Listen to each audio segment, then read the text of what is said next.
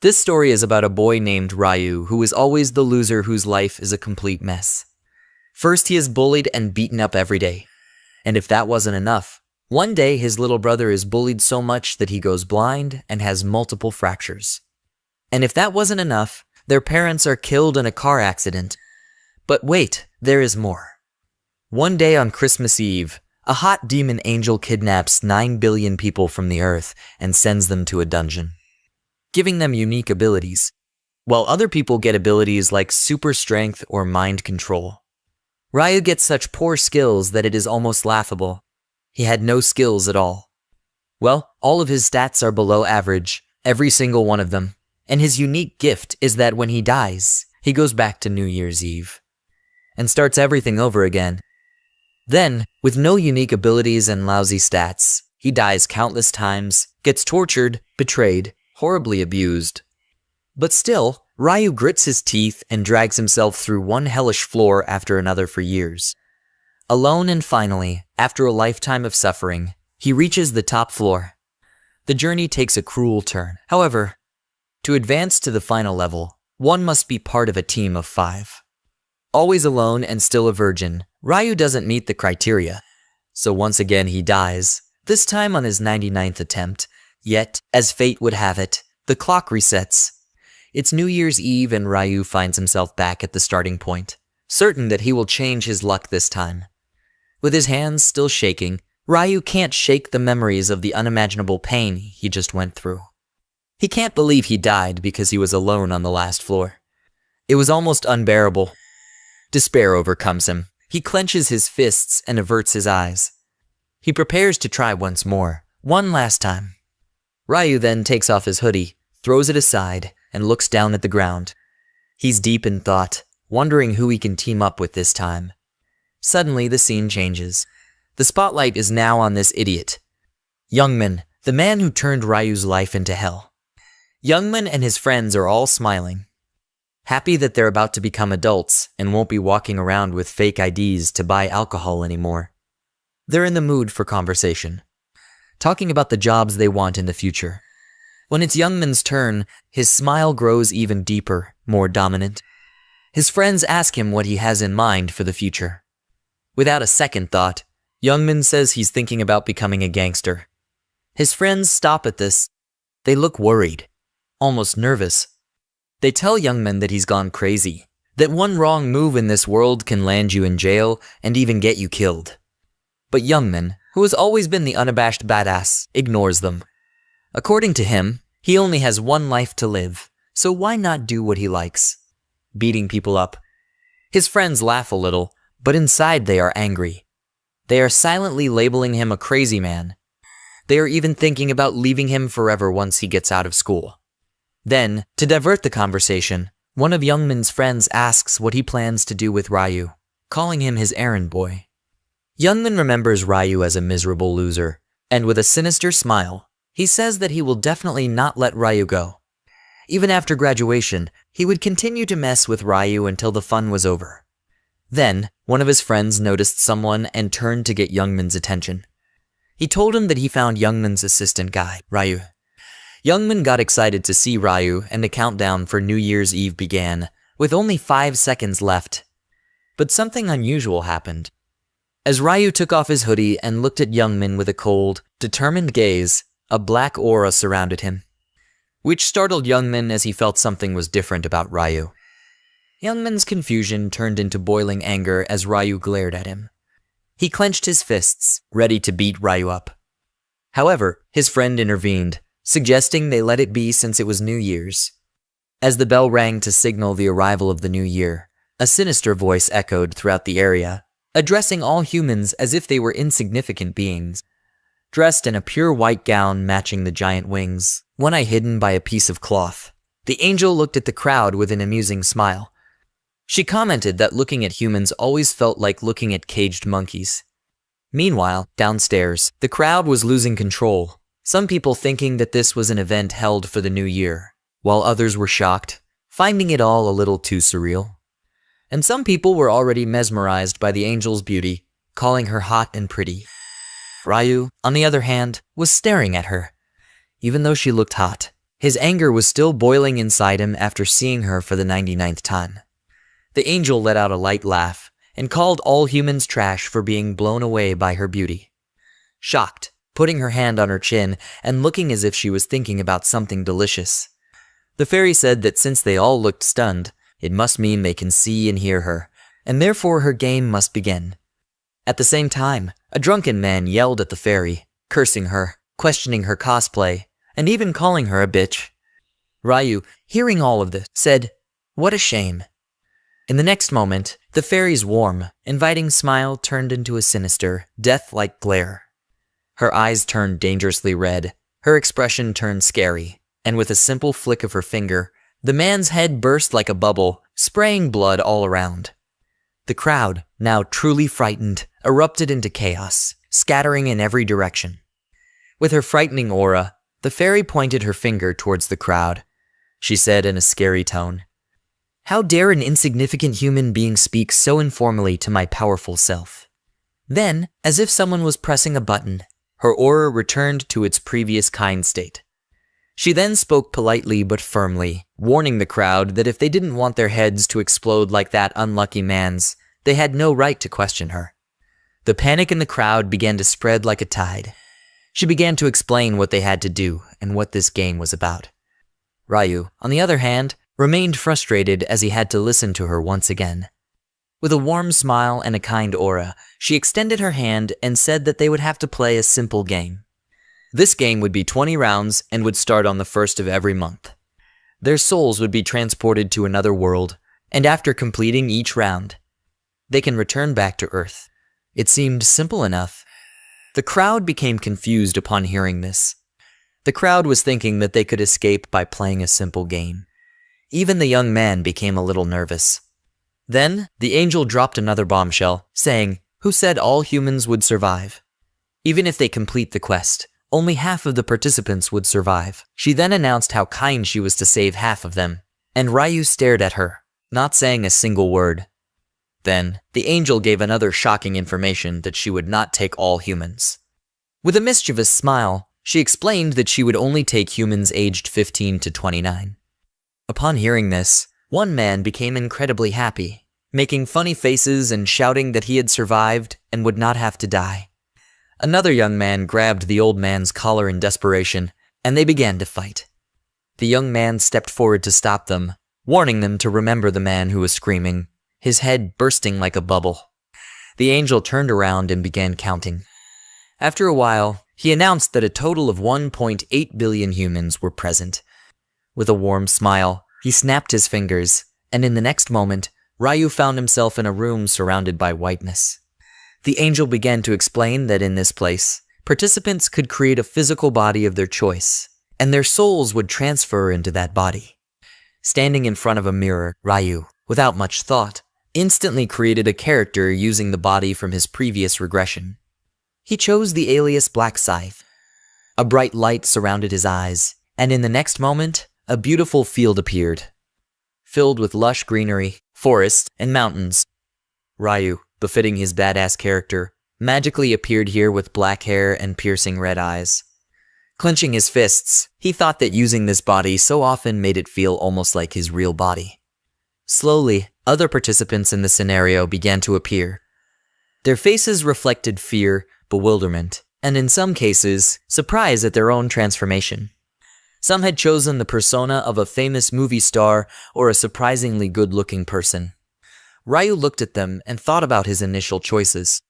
He remembered that he too had chosen a flashy, handsome look before, but it had attracted too much attention. And because of this, he died miserably. So now, he opted to keep it as simple as possible, so as to avoid unnecessary attention. Then Ryu's eyes fell on Youngman, the job that had always made life miserable for him. In this new world, Youngman began to resemble his real-world form, just taller and more muscular. He walked around smiling proudly and with glowing eyes. Ryu couldn't help but smile through the sweat, seeing that the young man had reshaped his character, just like her form. The angel then congratulated everyone on sculpting their desired bodies, and explained how their terrified expressions pleased her. One man dared to ask, "It doesn't seem like there are 1.8 billion people here. Is there a mistake? Laughing at this, the angel replied by calling humans inferior, and she screamed and said, has she given them permission to speak? She said that there are many angels looking after the small groups, and it is none of their business. She warned that if anyone spoke without her permission, she would pop his head like a bubble. With that, she began the search. She then ordered all humans to speak through the status window, and as soon as they did so, a status window appeared. As usual, Ryu's stats were worthless. His strength, intelligence, agility, and luck were all useless, without any generals or skills. The fairy continued, now that everyone has opened their status windows and become familiar with this system, which is specifically designed like a game for garbage, so that humans can easily understand, she gave a wicked smile and extended her hand. She announced that if they level up and clear 20 rounds, they will be granted one wish, and they can ask for whatever they want. Hearing this, everyone including the young men were stunned. Then, with an amusing smile, she announced that she will now give everyone their unique skills. A crystal appeared in front of them, and when they broke the crystal, they received their unique skill. As the young men broke her crystal, she was shocked, and then the fairy said, since they have all received their unique skill, the game begins. With a flick of his finger, a notification appeared in front of everyone instructing them to kill 100 ghosts to survive this round, and just like that, a ghost appeared in front of them. Shivers ran down the spines of the participants as they saw the ghost approaching them with a dagger. Just when they thought it couldn't get any worse, the angel had another surprise in store. Stretching out his legs and arms, he summoned an entire army of ghosts, sending panic through the participants. The angel couldn't have been happier, his mischievous smile reflecting his joy at the prospect of a life or death battle between 10,000 humans and 50,000 ghosts. Suddenly, a ghost entered the crowd. The tension was palpable, but then, to everyone's surprise, Ryu stepped forward unarmed. Whispers echoed through the crowd as he walked towards the attacking ghost. Everyone tried to warn him off, claiming it was too dangerous. However, Ryu seemed to have other plans in mind. The tension was evident amongst everyone. But then, to everyone's surprise, everyone looked at Ryu. How could he move alone, unarmed? Murmurs echoed through the crowd as he advanced towards the attacking ghost. Everyone tried to warn him off, claiming that it was too dangerous. You can't kill him alone. However, Ryu had a different plan in mind. With remarkable force, he delivered a powerful kick, sending the ghost flying backwards and leaving the entire crowd stunned. He changed his plan and decided to show the crowd his full strength, as this was part of his future plans. Raising the ghost dagger, Ryu set his eyes on the fairy, determined to get her attention. Then, when 2 more ghosts advanced to attack him, Ryu stood with his dagger at the ready. In a single strike, both were killed. Again, everyone was shocked, and started saying how calm Ryu was. What a calm person he seemed to be. Then one person started saying that these ghosts might be weak, and that they might even kill them easily, assuming it was no big deal. But before he could finish his words, one of the ghosts attacked them, smiled and stabbed them. Seeing this, everyone panicked and started running away. Meanwhile, Ryu continues to eliminate the ghosts without any effort. When he saw the horrific scene of humans being brutally killed by ghosts, Ryu knew that now these people would only have one thing on their minds: survival. Some people might try to escape, but the area was protected by a barrier, so running away was impossible. Others might hesitate to kill a living creature, but to survive, they had no choice but to fight or be killed. Ryu explained how he was once like them, but weaker, and after doing this 99 times, he knew the ghost's movements and weaknesses like the back of his hand, making it easy for him to kill them. Watching the scene from above, the fairy was having fun. She was really enjoying the chaos of the ghosts and humans fighting each other. Smiling, she commented on how the humans, whom she called monkeys, were struggling against the ghosts. Even though the ghosts had small and weak bodies, they had the upper hand when they were armed with daggers. However, she finally caught sight of Ryu, who was ripping through the ghosts like a tornado. She saw his nickname, Black Scythe, and realized that he had killed 70 ghosts in no time. A look of irritation flashed across her face. She was surprised that Ryu's dominance was spoiling her fun. But ignoring it, she told herself, hey, nothing can be done about it, and focused her attention on watching other humans fight to save their lives. Ryu, on the other hand, continued his attack. Becoming a one-man killing machine, the ghosts began to fear him. Taking advantage of the opportunity, Ryu checked his status window.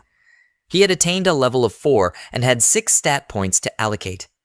Without hesitation, he put all his points into agility, explaining that agility not only increases dodge ability, but also affects attack and speed. In the beginning, agility is the real MVP, Ryu thought. Looking at his dagger, Ryu said aloud, "This should get the attention of that annoying angel." With a swift throw, his dagger found its target, burying itself in the head of a ghost. Stretching out his arm before throwing, he confidently declared his intention to eliminate all the ghosts that day. Sensing the determination in his voice, the ghosts trembled in fear. Without stopping, Ryu got back to work, and in no time he reached his goal, defeating 100 ghosts. After successfully completing the quest, a bright yellow light surrounded Ryu, creating a protective shield that kept the ghosts at bay. Standing there with a calm, composed expression, he commented that the first round was pretty easy. He slashed the ghosts madly with all his might, just to get the angel's attention. But truth be told, there was another reason behind it. Then, with a sly smile, Ryu shared that he was also aiming for a secret reward. The system, impressed by his lightning-fast completion time of 10 minutes and 21 seconds, congratulated Ryu for achieving rank 1 in all areas, setting a new historical record. Feeling very pleased with himself, Ryu reported that he had an ace up his sleeve. As a reward, the system gave Ryu a coupon, which was a true game changer. With it, he could choose any low-ranked rare weapon of his choice, absolutely free of charge. Ryu, whose hand was still stained with the ghost's blood, eagerly clicked the coupon, and an array of weapons appeared in front of him. However, there was a glint of disappointment in his eyes. You see, his trusty main weapon was a sickle, which was a rare item indeed. So, reluctantly, he took a dagger and tossed the evil ghost aside, throwing away the dagger like it was trash.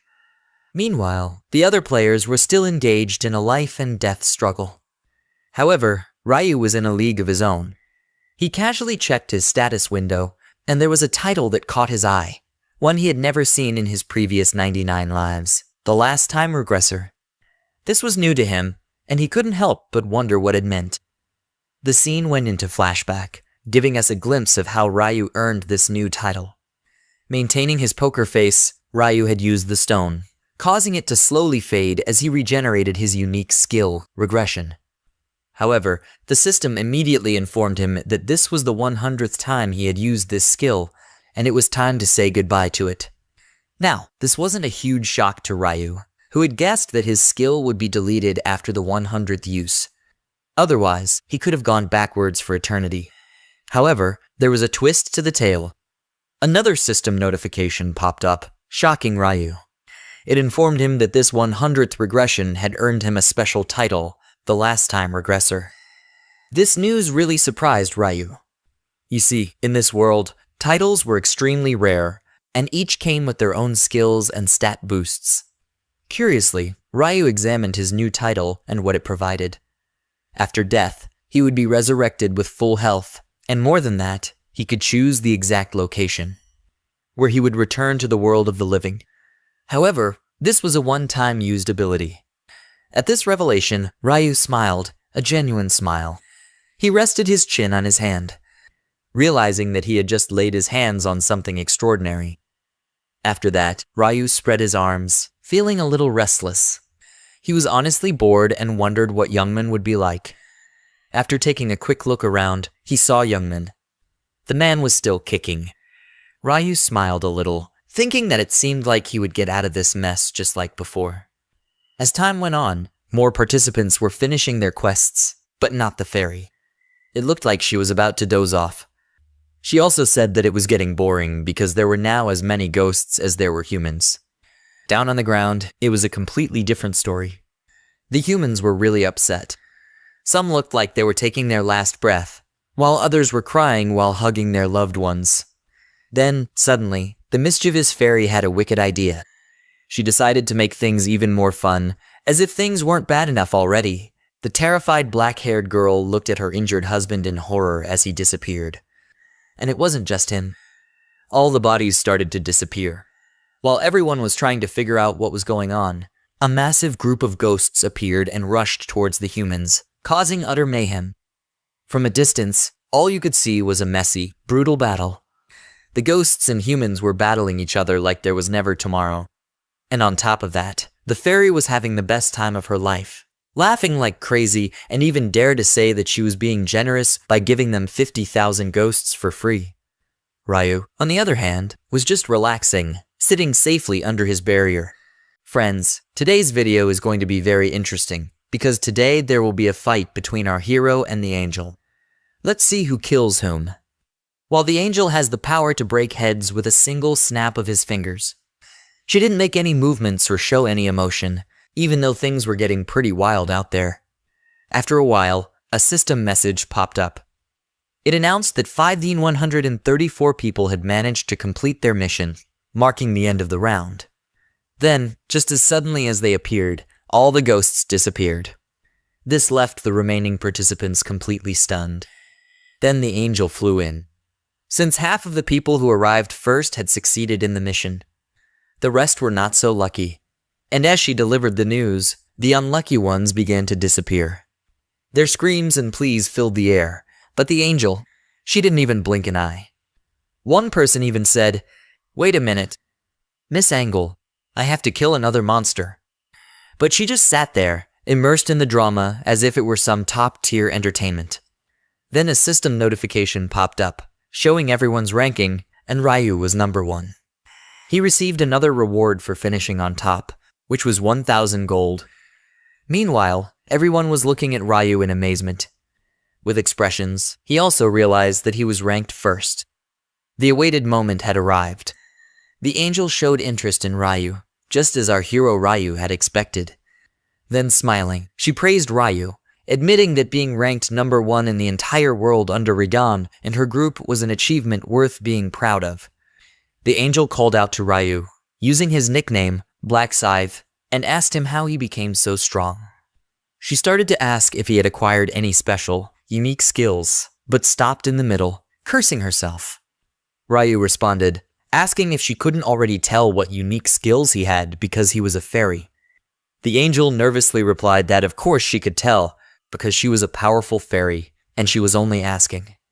Ryu smiled inwardly, knowing that she couldn't truly understand his unique skills. Then Ryu drops a bomb, asking the angel for a favor. This wipes the smile off her face. You could hear a pin drop and everyone's jaws drop to the ground. Ryu, brave as brass, said that the rewards were a bit worthless and that he wanted something else. Everyone couldn't believe their ears. How could he talk to a fairy like that? The fairy, however, was ready to explode. Anger was boiling inside her like a volcano, in a voice that could curdle milk. She told Ryu to spit it out. What did he want? Ryu, never losing his temper, said he wanted a better reward. The fairy watched, her eyes turning black like the abyss, a terrifying aura swirling around her, veins popping out like she was about to go supernova. Slowly her hand moved forward as if she was going to crush Ryu's head like a grape, but she stopped herself midway. She remembered that she couldn't use her head bursting power again. Not now. She had a 1 per day limit, and she had already used one. Suddenly, an idea came to the fairy's mind. With a mischievous smile, she told Ryu that she had a reward that Ryu would surely like, and then she slowly descended to the ground, saying that normally she would have ignored such a bold request. But she liked Ryu, and she wanted to talk to him alone, one-on-one. She told the rest of the humans to wait a little while, as they would be back soon. The fairy and Ryu walked off into the forest, leaving the crowd in envy. They all thought, man, maybe we should have asked for a better reward too. But they quickly realized that only a top dog like Ryu could ask for a big reward without getting their heads ripped off. As they descended, looking at the young man, he was left scratching his head. Ryu just gave a sly smile and walked on. As they walked further into the forest, the angel said, "Why are you staying behind? I'm not going to bite. Come with me." And Ryu just nodded.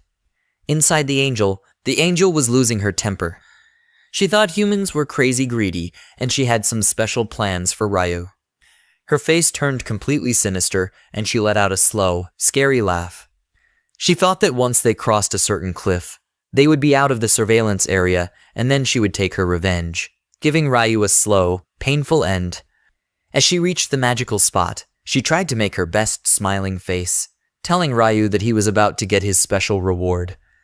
But suddenly, a fist came towards her.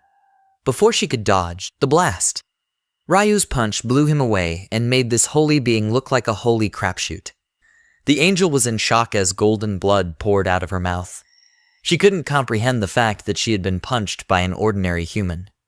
Angrily, she composed herself and tried to find Ryu, but the man had disappeared. Just when she thought she had calmed down, suddenly, Ryu was right behind her, ready to pounce. In a clever move, Ryu put one hand on her wing and wrapped the other around her neck. The angel, who was usually so in control, panicked greatly. She yelled at him to back off, but Ryu, he just calmly tore off one of her wings. The pain hit her hard, and she fainted for a moment. And when she came to her senses, Ryu was already tearing off her other wing and golden blood was spilling everywhere.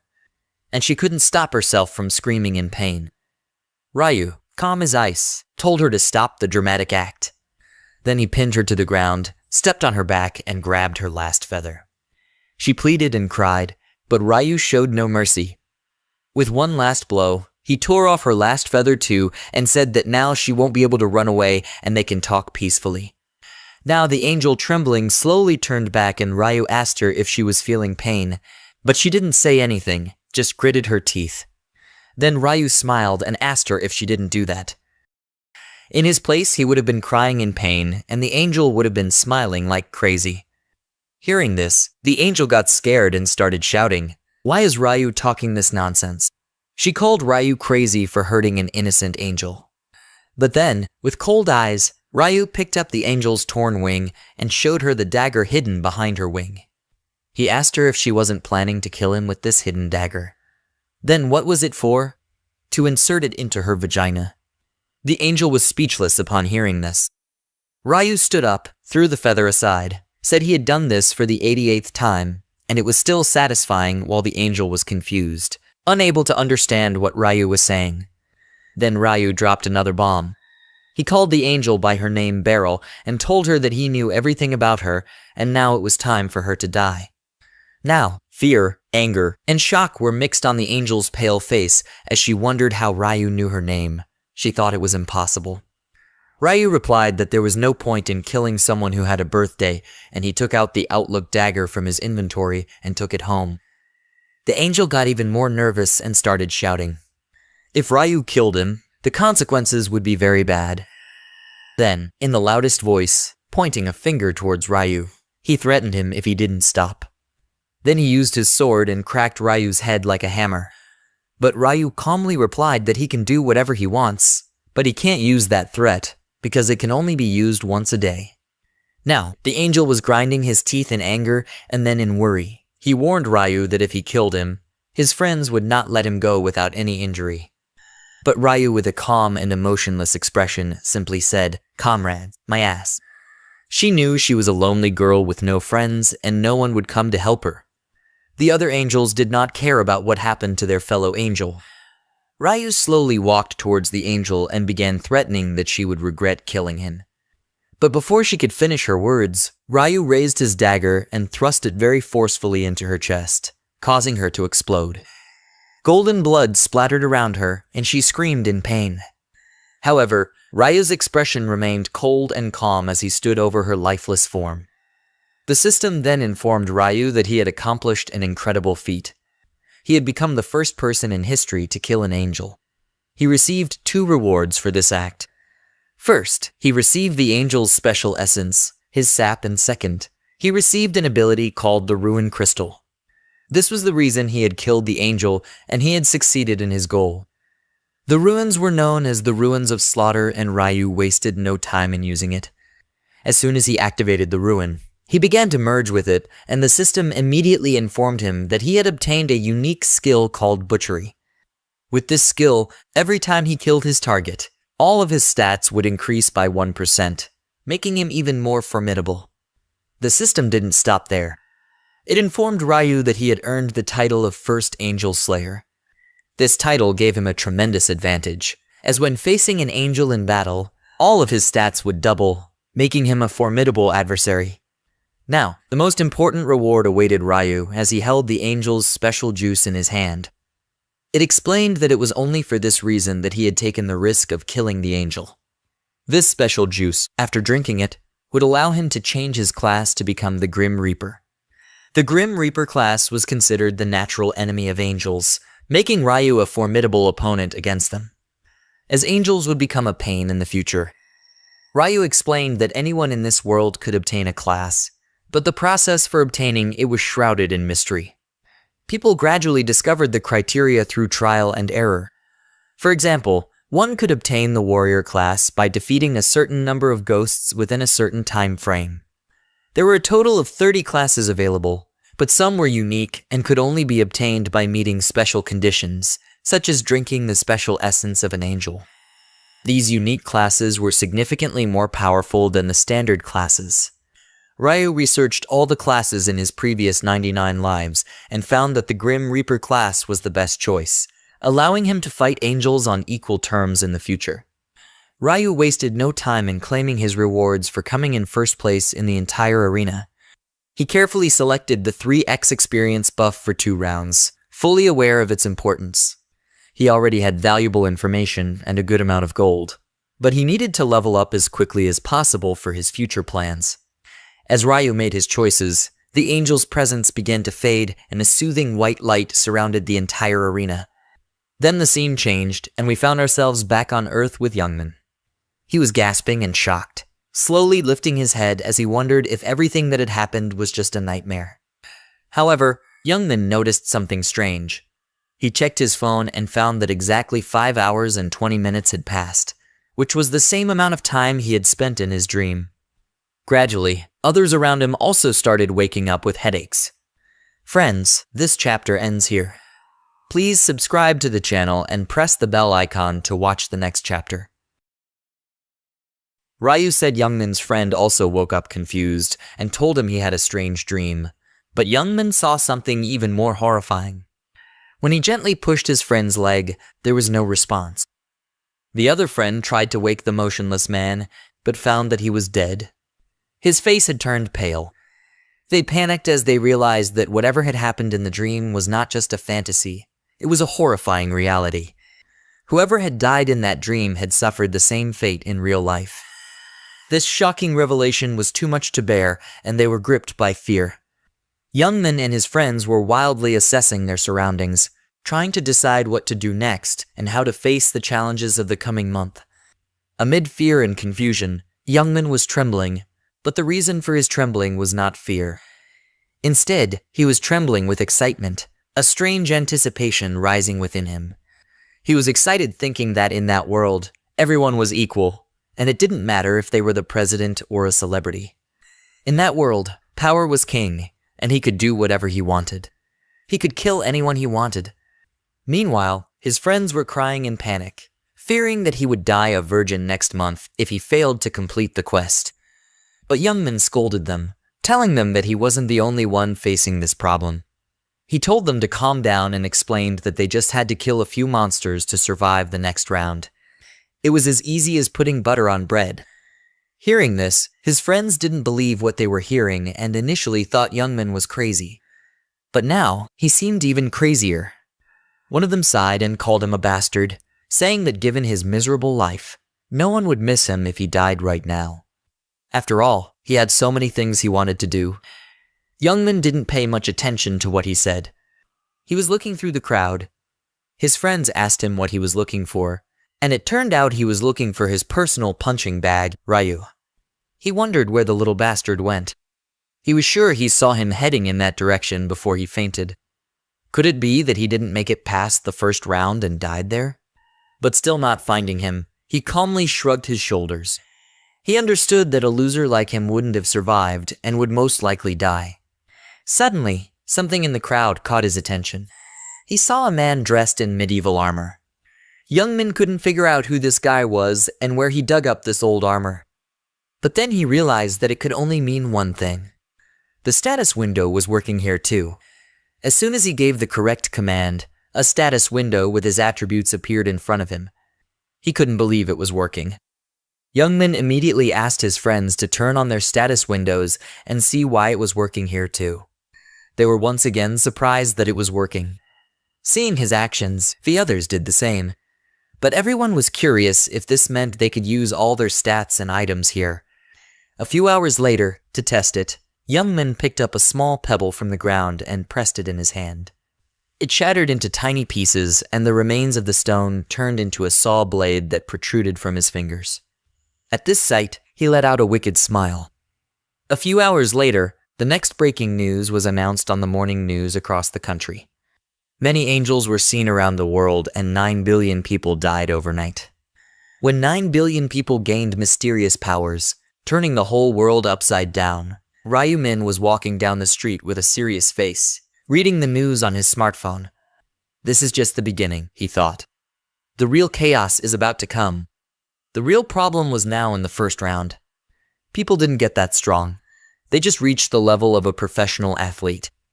The real chaos would start from the second round, when they would get magical powers, leading to many criminal activities because modern weapons wouldn't work on them. Ryu couldn't stand to see the world plunge into chaos. If he left things as they were, the Earth would be doomed before the 20th round came. There was only one solution. He would have to control the other players by subduing them, making them his slaves. With a serious expression, he realized that he needed to gather his 5 teammates as soon as possible, and he had a few of them in mind. But then he told himself, it's not important anymore. There is something more important to do. He left with determination. He arrived home and knocked on the door of the apartment building in his Seoul neighborhood. No one answered or opened the door, so he pulled the key out from its hiding place and walked in. It was dark inside, and he saw an uneaten instant cup noodle. Slowly, he reached his bedroom. There, his younger brother, Wani, was sleeping peacefully and unperturbed on the floor. Upon seeing him, Ryu couldn't help but smile. He was happy that his younger brother was safe and sleeping peacefully. He stared at his sleeping brother lovingly for a while. Ryu explained that his younger brother's name was Wani and that he was in the 3rd year of middle school. In a sad voice, he further said that their family was once very simple and happy. But after their parents died in a car accident, many things changed quickly for them. The biggest change was that Ryu became his younger brother's sole family and guardian. When Ryu looked at his younger brother, he noticed that the band-aid was coming off his hand, and there were some bruises on his shoulders, like someone had beaten him up. Ryu gently stuck the band-aid back on and kept looking at his brother, lost in thought. Morning came and Ryu woke his younger brother up, telling him that it was morning and it was time to get up. Wani, still sleepy, slowly woke up and questioned why he was being woken up so early, especially when he didn't have any class today. Ryu noticed how lazy his younger brother was, and he removed the blanket from over him, which startled him, and he woke up startled. Ryu explained that they didn't have time to sleep, and he would explain everything later. At this time, Ryu instructed her to get ready quickly because they had to go somewhere, his face still serious. Wani took her time, not fully understanding what was going on. She yawned and asked where they were going, but Ryu, with a serious expression, told her that they had no time to rest and that the whole world was in chaos. Wani asked if there was something wrong with the New Year's celebration he was going to attend, but Ryu told him to get out of the house first and promised to tell him everything later. When they left the house and started walking down the narrow alley, Wani noticed a significant change in his brother's behavior. Ryu, who was usually carefree and easygoing, appeared unusually serious. Wani felt something unusual had happened, but he was hesitant to ask, thinking that Ryu would eventually tell him what was on his mind. Ryu then turned to his younger brother and asked if he knew what was going on in the world. Wani became confused upon hearing this, wondering what could have happened while he was sleeping in his nervous state. Ryu urged his younger brother to check the latest news on his smartphone search feed. Wani quickly scrolled through the updates, trying to understand the seriousness of the situation. She couldn't believe what she was reading, stories of angels kidnapping people's souls and taking them to another world. where half of them mysteriously died of heart attacks. Panic surged inside Wani upon hearing this shocking news. Wani quickly scrolled through the updates, trying to understand the gravity of the situation. He was taken aback by what he read, stories of angels kidnapping people's souls and taking them to another world, where half of them mysteriously die of heart attacks. A wave of panic ran through Wani upon hearing the shocking news. In a state of anxiety, he bombarded Ryu with questions, asking, was Ryu also transported to that world? His brother told him that he was transported as well, and that he could only get out of there after killing 100 demons. Hearing this, Wani immediately began to worry about his brother's health and asked if he was hurt. He bombarded Ryu with questions, but Ryu reassured him that he shouldn't worry about himself. However, hearing this made Wani even more worried. After all, Ryu was his only family, his only brother, and his most loved person. Ryu was his whole world, and the thought of something happening to his brother was unbearable. Ryu became the strongest person mentally from a very young age to act as both a mother and father. But having a strong mind and killing 100 demons are two completely different things. Ryu smiled at his worried little brother and told him not to worry too much.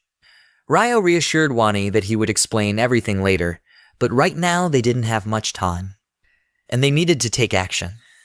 Wani then stopped and asked Ryu to tell him where they were going.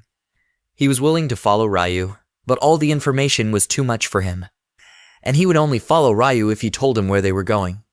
Seeing his younger brother's injured hand, Ryu turned to Wani and told him in a cold voice that they were going to attack the hideout of Tegu, who was the leader of the bullies in their class, which shocked his younger brother. Still unable to believe that his brother found out, Wani asked his brother if he really knew about it. Ryu asked back, "Did you really think I wouldn't find out?" Now Wani bit his lip, realizing that he thought he had hidden his secret well, but it turned out that his brother already knew about the bullying. Now worried, Wani sat there thinking about how he didn't want to involve his brother in his life, when Ryu himself was being bullied and going through a tough time. Ryu, on the other hand, seeing his younger brother depressed, apologized to him in his thoughts and told himself that he shouldn't have known this before, but he found it out during the first regression. After returning from the first round, Ryu Min slept all day in depression, and his younger brother went somewhere in the morning. After a while, Ryu woke up when the phone rang. Disturbed, wondering who was calling him, he picked up the phone, still in sleep. He asked who was calling, to which the voice immediately asked if he was the guardian of someone named Wani. Then he immediately said that he should come to the hospital immediately. After saying that, Ryu's pupils dilated in fear.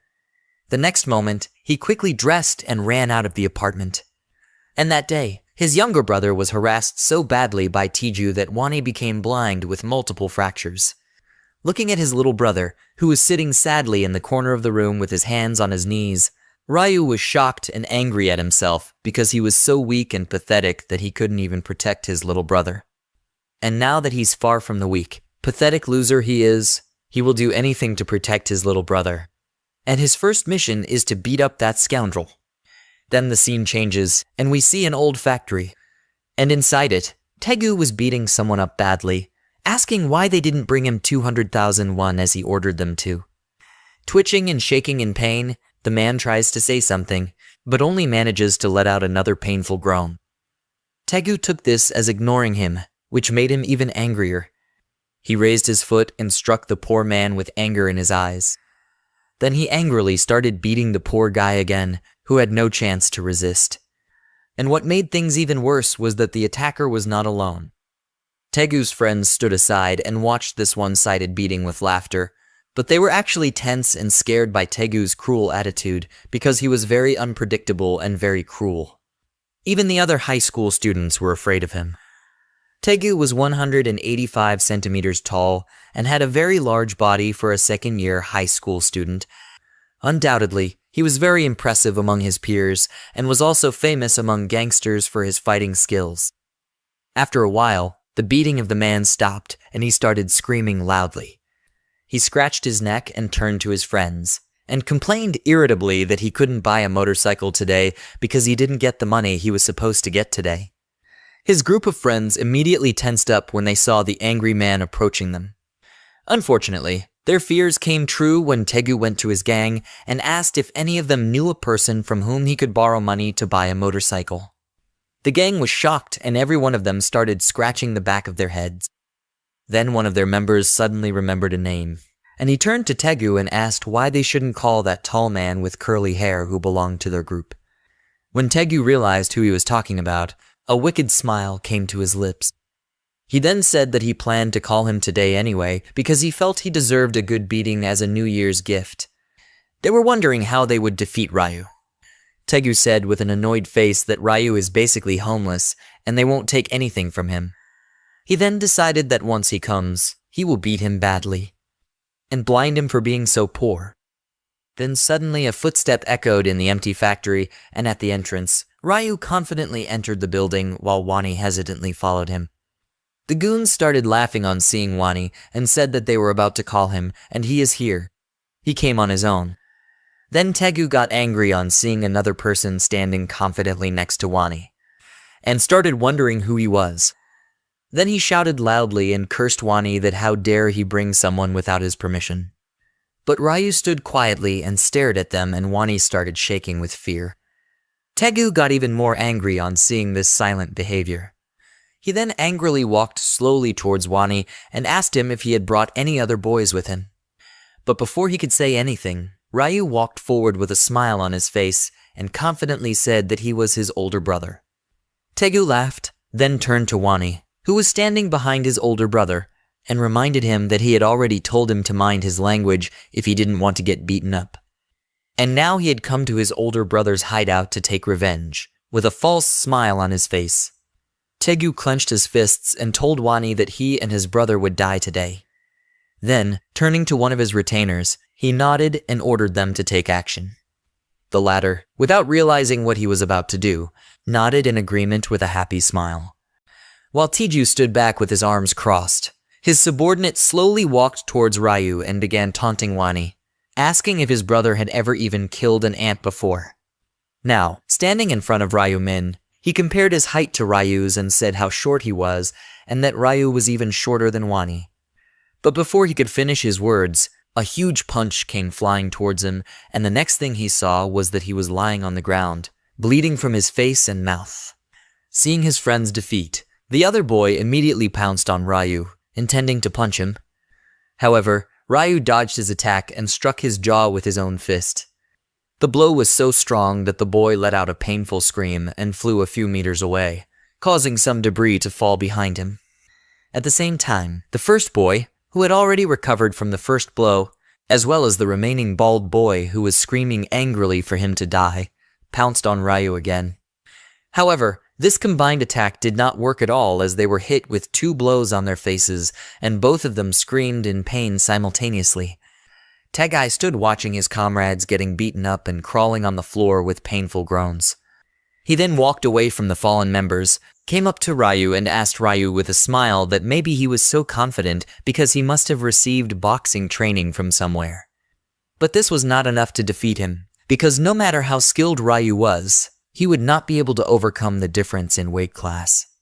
Tagai was 185 centimeters tall and had a strong body, while Ryu was 165 centimeters tall and looked weak. The difference in weight classes was obvious, and anyone could predict the outcome of a fight between the two without even looking at them. However, to Tegu's surprise, Ryu didn't seem scared at all. With a smile on his face, he turned to the big man and asked him if he wasn't watching the news. Hearing this nonsense, Taegu charged towards Ryu with his punch, but to his surprise, Ryu easily dodged it. Taegu then fired a continuous barrage of punches and kicks, but Ryu easily dodged them all. Now his vision was blurring, and he was breathing heavily, angrily wondering why he couldn't land a single blow on Ryu, even as he gritted his teeth. At the same time, Ryu's fist glowed with a blue aura. He then turned to Taegu and said that if he had been watching the news, he would have known that attacking a player like him so easily was tantamount to suicide. The next moment he threw a punch with lightning speed that hit Tegu's jaw and knocked him backwards, but it was not enough to defeat him. Taegu once again attacked Ryu with a fierce scream.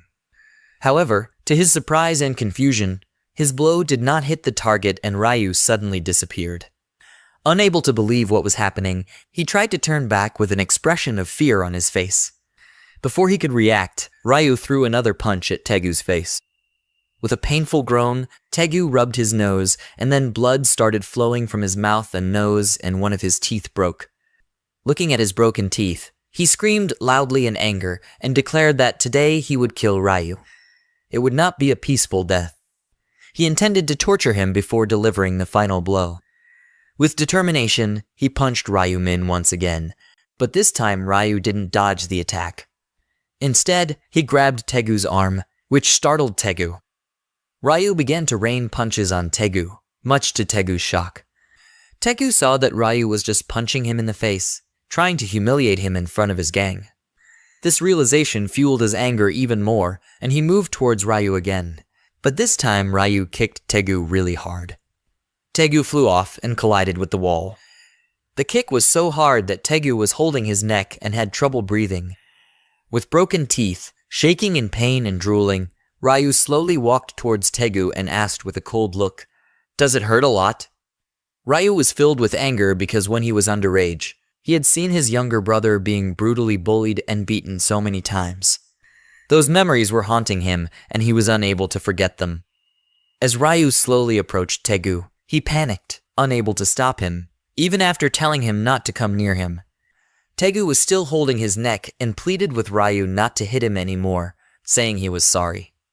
However, Ryu did not continue the physical assault. Instead, with a warm smile on his face, he gently held Tegu's hands. He further said, Tegu shouldn't have messed with his brother. With a blow, a crackling sound echoed through the factory and Tegu screamed in pain. Ryu had broken all of his fingers and Tegu was in great pain holding his hand. But the suffering didn't end there. Ryu grabbed Tegu's other hand, which scared Tegu. With another blow, he broke Tegu's other 5 fingers and Tegu began to scream like crazy. Seeing this brutal scene, all of Tegu's subordinates ran away in fear and even Wani, who was watching, found it too horrible to bear. With a serious expression, Ryu warned Tegu not to touch a single hair on Wani's head. Crying, Tegu promised that he would never do that. But then Ryu began to smile with a very happy expression. He grabbed Tegu again and said that Tegu might change his mind in the future, so he must make sure that Tegu never messes with him. With this, he also broke Tegu's wrist and Tegu screamed in pain for hours. After some time we see Ryu walking, his younger brother hesitantly calling his name. Ryu stopped and Wani asked in surprise how Ryu did that, and if he learned any kind of martial arts in another world. Hearing this, Ryu smiled a little and replied that as stated in the news, players can use their abilities in the real world. As an example, he pointed to his hand, which was glowing with a bright golden light. The next moment, a black dagger appeared in his hand, which shocked Wani with surprise. Wani got very excited when the dagger magically appeared in Ryu's hand and asked with curious eyes how Ryu did that. Ryu replied with a kind smile that this is one of the skills he got from the other world, and all other players can use it. Then, while Ryu was putting the dagger back into his inventory, Wani remembered what happened at the factory and asked in the same surprised voice if Ryu had learned all his new fighting techniques from that other world. Ryu replied that he had not learned any fighting techniques, and that he was able to do so because he was faster than them. His dexterity stat had reached 11th level, and he said that normal people's agility stat was about 3 points, while professional athletes could reach 10 points, and he was 11, so now he was as fast as Usain Bolt. Wani came chasing his brother and asked what would happen if he leveled up, and Ryu replied that he didn't know, because he hadn't reached that level. And only by leveling up could he get that answer, but deep inside he knew the answer. In his 13th life, Ryu told his younger brother everything about himself that was going to happen in the future, and that he was a regressive person. Because of this, Wani became a target of other players and was kidnapped by one of the players. Even though he was able to take revenge, he didn't want to feel those feelings again, nor make his younger brother suffer for it. Turning to his younger brother who was chasing him, he told himself that he had to prepare himself to protect him in the upcoming battle between the players. Wani's stomach then growled and Ryu asked if he was hungry and suggested they have a nice snack together. Hearing this, Wani nodded happily with shining eyes. The two brothers then entered the nearest store. Ryu immediately headed towards the ATM. When Wani saw this, she asked where he was going. He said the noodles were in another place, but Ryu turned around and asked him to wait for a few minutes. He went to the ATM and inserted his card. He looked at the screen and thought to himself that this was all he could save by that time. His balance was $133,134.10, which was about $100. After choosing a transaction amount of $100,001, he pressed the button to confirm the transaction. Wani was shocked to see the huge bill in his elder brother's hand and asked why he needed so much money. To which Ryu replied that he needed it for something. The two then reached an area selling premium food items and Ryu asked Wani why he didn't choose anything from here. Wani got annoyed hearing this and said that everything is very expensive here. Even the cheapest food here costs $20. But Ryu reassured his younger brother that it was okay because it was New Year, and they should eat good food to enjoy the day. Hesitantly, Wani asked if they spent money on expensive food. Would they have enough money for living expenses? Ryu smiled and replied not to worry about money and just buy it because he has a way to make a lot of money. Wani then excitedly picked up a pack of pork belly meat and said that he always wanted to taste it, and today he would finally get to taste it. From a distance, Ryu was looking warmly at his happy younger brother. Ryu then walked up to Wani, who was glowing with happiness, and suggested that they go to a restaurant together sometime and order some roast beef. But Wani saw Ryu smiling the happiest of all and replied that there was no need for that, as he had enough from what they bought today. Seeing his brother happy, Ryu told himself to wait for just 5 days. After that, he can feed his beloved brother as much as he wants. He will give his little brother so much meat that he will get tired of eating it. Then the scene changes and we see Wani taking a piece of meat with his chopsticks and placing it on a spoonful of rice. As he took a bite and chewed it, he said with a happy face that it is very tasty, really tasty. Ryu was really happy to see his little brother happy. Then suddenly Ryu stood up from his seat and told Wani to stay here because he had something very important to do. Wani asked him where he was going, but Ryu told Wani that he would know in a second. Ryu then came back after a while and slammed his hand on the table loudly and placed his pen on it. Confused, Wani then saw several lottery tickets and asked Ryu in an uncertain tone if they were all lottery tickets. Ryu replied, "Yes, they are." As he was opening the cap of his pen, Wani asked in a concerned tone how many tickets Ryu had bought. Wani asked him where he was going, but Ryu told Wani that he would know in a second. Ryu then returned after a while and slammed his hand on the table loudly and placed his pen on it. Confused, Wani then saw several lottery tickets and asked Ryu in an uncertain voice if all of these were lottery tickets. Ryu replied, "These are." As he was opening the cap of his pen, Wani asked in a worried voice how many tickets Ryu bought, and Ryu replied, 20. Wani panicked upon hearing this, realizing that his elder brother had spent all his savings on a few lottery tickets, and he worriedly asked Ryu how he could do that, and if this was the way to earn money that Ryu was talking about, as he must know that it is almost impossible to win them. However, his elder brother calmly told him to trust him and just keep watching. He then took a pen and started circling the numbers on the lottery tickets. Wani was shocked when he saw that Ryu was circling the numbers on all the lottery tickets. A worried Wani asked Ryu why he circled the numbers on each ticket, and Ryu replied with a smile that he did so because those numbers were going to win. Then the scene changes and we see the brothers sitting in their house with the lottery tickets on the table. Ryu was calmly flipping through his phone while his brother was nervously holding the phone in one hand and holding his head up with the other. The lottery draw was announced from his phone. Wani was biting his nails in worry, watching the live broadcast on his phone screen. He felt that if they didn't win even one lottery, they would be in trouble because they had wasted all their money.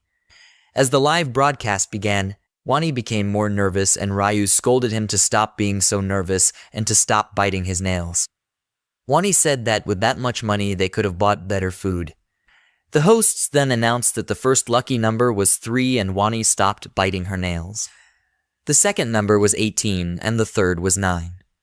Wani was shocked as he saw that these numbers matched the numbers on the lottery ticket bought by Ryu. When all the numbers were revealed, Ryu matched the numbers on the lottery ticket to the phone screen. He became emotional. Looking from the phone to the ticket and then back again, happily he asked Ryu if it was all a dream. Ryu replied that it was not a dream and told Wani that he had told him that he had a way to make money. Realizing that it was not a dream, Wani raised her hand holding the lottery ticket and shouted happily that they had won the first prize. Ryu then asked Wani to stop shouting, as if the neighbors might have heard them. They might get in trouble, and Wani stopped shouting mid-sentence. Ryu then warmly asked Wani if he was happy, and Wani replied that of course he was happy and asked Ryu if he was not happy. Ryu replied with a smile that he was happy, but he did not look excited at all. He told that he was also like Wani when he won the lottery for the 15th time, but after repeating it so many times, it became like a mandatory process or annual event. Ryu then told himself that he had to make money as quickly as possible because the economy would drop like crazy after 9 billion deaths and item trading between players. But the surprise did not end there. Ryu won the first prize for all 20 tickets. Now holding all 20 winning tickets, Wani was in shock and was asking Ryu that it still did not feel real and how much the total amount would be. Ryu replied that he didn't know, but then smilingly said that the amount was so huge that it would shake the whole world. Ryu got off the bus and walked down the street. He quickly saw a tall building in front of him. It was the main branch of Non-Hyope Bank where he was to receive his prize. Normally, he would have been nervous before entering, but maybe it was because this was the 85th time he was receiving the grand prize. He was not nervous at all. The bank was full of customers, but none of them were lottery winners. Ryu went to the front desk in the lobby of the new building, and then he told the employee on duty that he was here to receive his lottery winning amount for first place. Hearing this, the employee smiled and congratulated him on his win. At the same time, he thought to himself how the boy standing in front of him, who looked like a student, could receive the prize for first place. Pushing his thoughts away and searching for something on the computer, the employee then asked Ryu where he bought his ticket, to which he replied that it was at the Yonhui branch. The employee was shocked to hear the man's words. She couldn't believe what he had just said. His mind immediately went to the conversation he had with his colleague who had told him that this time someone had won the first prize in 115 games and all the first prizes. However, his superior had given him strict orders that whenever that customer comes, he has to treat him like a VIP guest.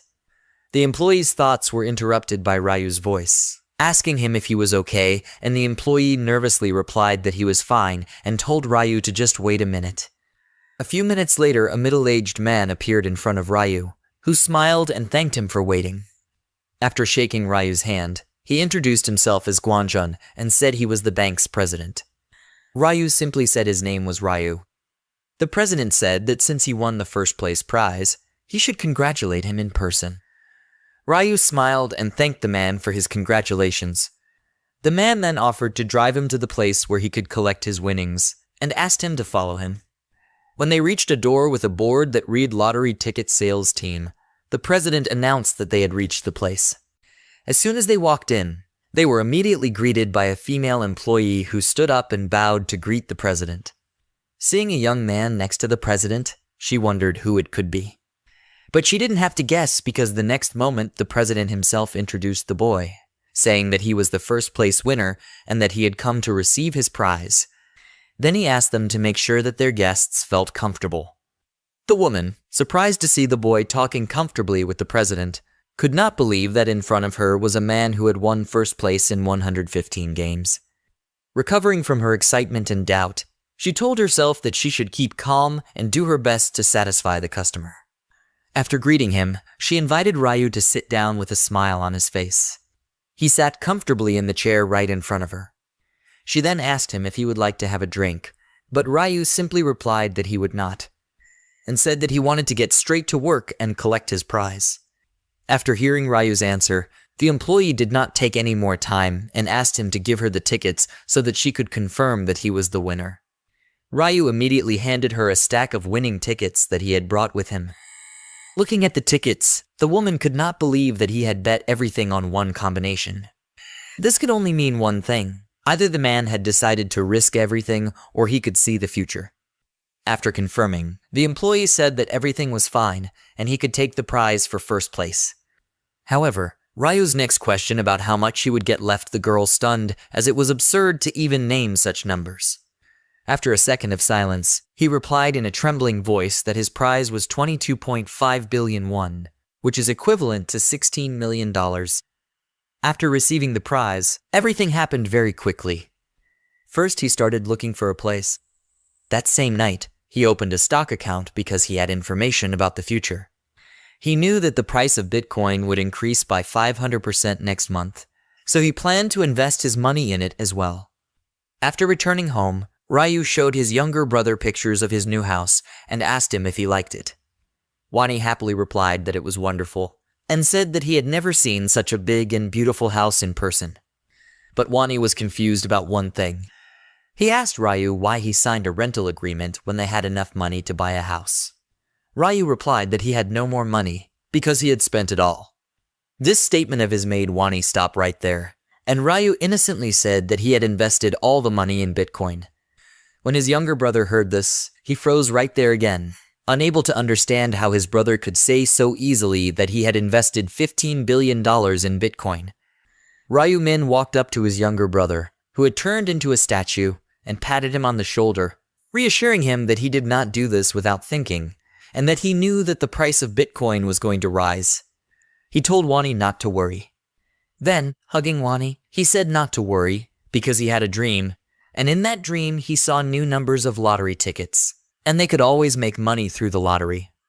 After his elder brother's words, the naive Wani's eyes lit up with admiration. He believed everything Ryu said.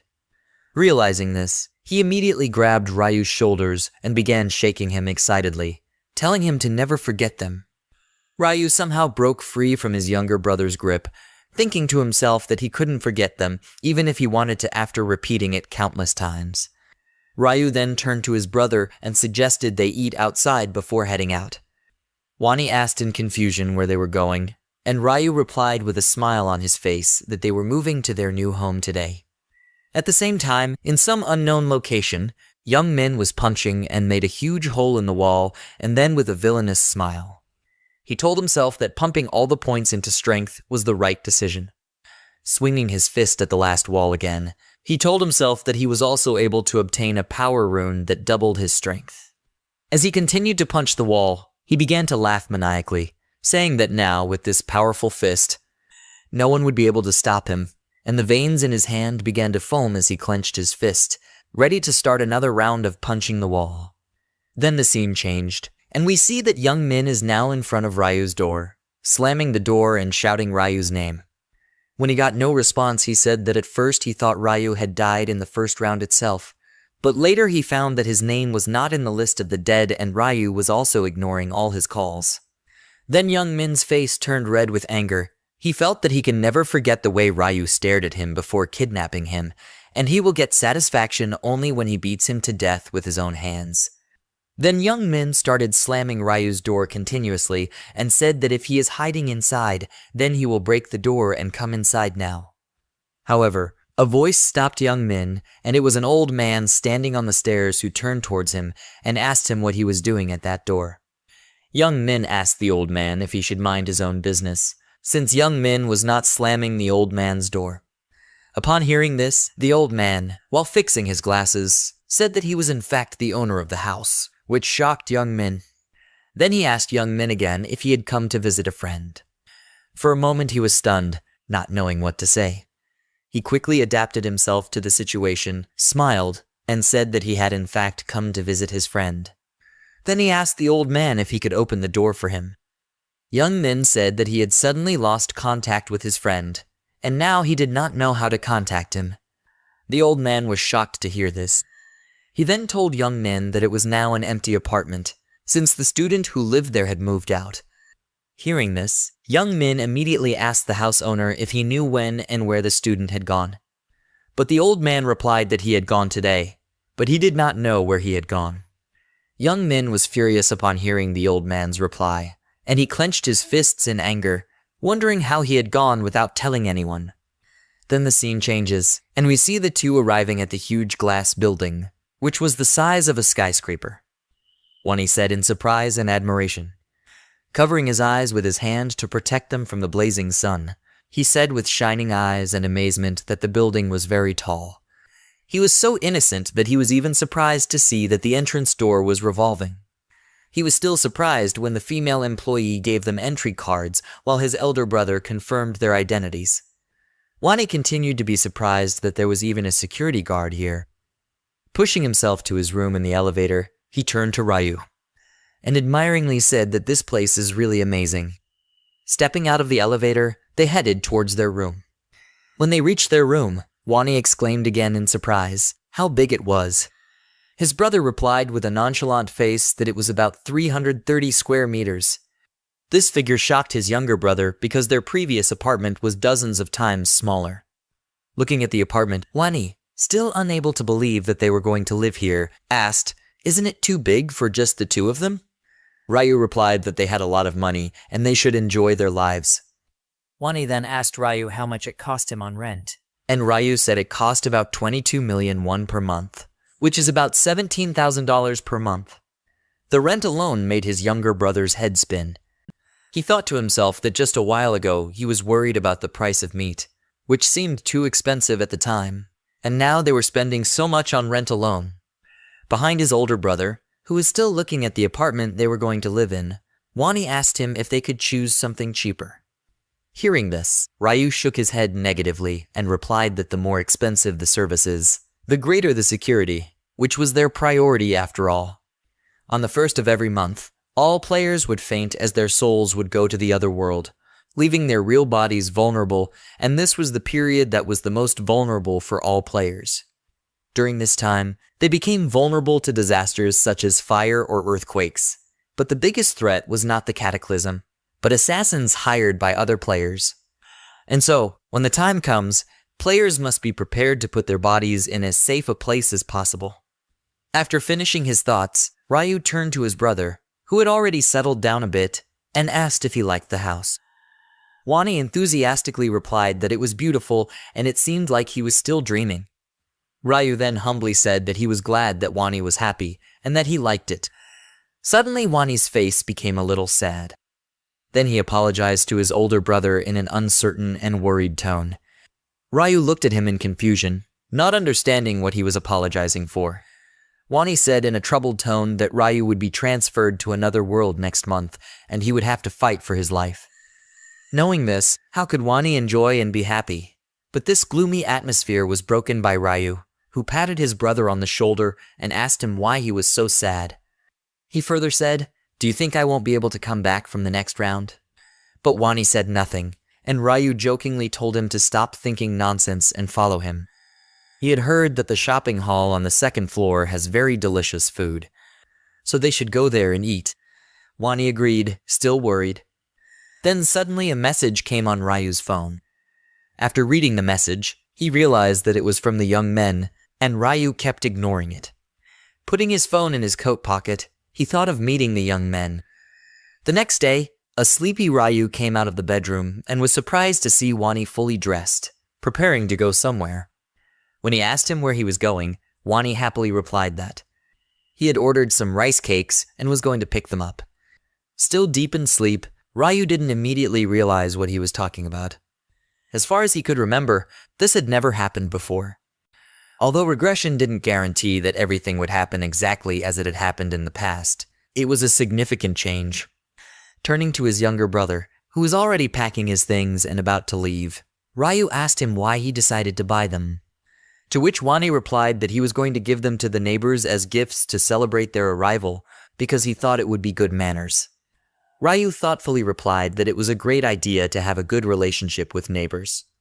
Pleased with his elder brother's praise, Wani said that he could deliver them himself, and said that Ryu could stay here and rest. However, Ryu disagreed, responding that they should deliver the gifts together. He then asked Wani to wait for a while he went to change his clothes. After a while, they rang the bell of the first apartment, from which a voice came a few seconds later and asked who it was. With a smile on his face and a cake in his hands, Wani told them that they were his neighbors who had recently moved here and had now come to welcome them. Opening the door, a middle-aged woman also greeted them with a smile. Then noticing that they both looked alike, she asked if they were brothers, to to which Wani replied with a smile that they were brothers. Giving the woman a rice cake, he advised her to eat them while they were still hot. She happily took the cake and thanked the brothers. Then, after some more time, they continued to greet their neighbors, give them gifts, and after an hour they were heading to the last place after greeting the neighbors. It was the top floor and the most expensive and the most secure. While Wani was ringing the doorbell, Ryu was thinking to himself that there must be a rich family or a celebrity in such a place. After ringing the bell for a while, no one answered, which made him think that maybe no one was home. When there was no response after pressing the bell once again, he turned to his elder brother who was standing near the wall and said a little confused that it seems like no one is here. Looking back, they were about to head to the elevator. They were about to head towards the elevator, but turned around when they heard the door opening. The person they saw the next moment startled Wani, while Ryu, although a little surprised, didn't change his face much. In front of them was a girl who was beautiful in appearance and dressed in exquisite clothes, looking at them incomprehensibly. When Wani saw Eren, he almost fell silent, and even felt a little embarrassed. He couldn't help himself and blurted out how beautiful she looked, like an angel come to life, while Ryu was just staring at her, thinking about the angel he had killed without any response. But before the two of them could say anything, this boy dressed in black appeared right in front of Eren. His tone was really rude. He asked the brothers who they were, and he also said if they were his fans. This really pissed Ryu off, and he got a little upset. So he crossed his arms to make it clear that they aren't fans, and that they just came to the building today. Meanwhile, Wani was feeling a little embarrassed. Then Wani, who was very happy, tried to offer a rice cake as a friendly gesture. But Eren's bodyguard didn't like it at all. He interrupted Wani and clearly told her that they didn't want anything. Most of all, he told the brothers to mind their own business and not bother them. With that, he just turned on his heel and walked away, casually saying that Eren doesn't like sweet things. The brothers felt very insulted, that's for sure. After that, the bodyguard opened the door to Eren's house and asked her to come in. She followed him, but she couldn't stop herself from giving the brothers an apologetic look. Now Ryu was getting quite angry about the whole matter. He might not know who these people were, but the man's rude behavior was bothering him a lot. On the other hand, Wani was still standing there, almost speechless. And it wasn't just because he felt insulted. It was because he realized that the woman he was staring at was none other than his idol, Eren. His eyes lit up with joy, and he wasn't sure if he was looking at the real her. While Ryu was confused, wondering who she was, being an unmarried virgin and a housewife, he didn't know much about famous people. Wani then excitedly explains to Ryu that she is Eren, and Ryu asks, confused, who Eren is. The scene then changes and we see Eren sitting on her couch, watching the news on her phone.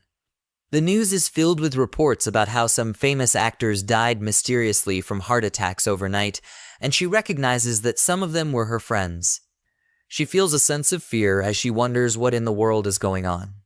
She puts her phone on the bed, still filled with worry and fear, and starts thinking about how she barely survived this period, all because of her bodyguard.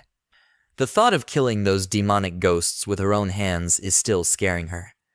To lighten the mood, she jokingly thinks that if she died today, her name would be in the news. Seeing Eren's worried expression, her bodyguard asks what's on his mind. She brushes it off at first, but the bodyguard sits beside her and gently encourages her to share her thoughts, reassuring her that he's always here to listen.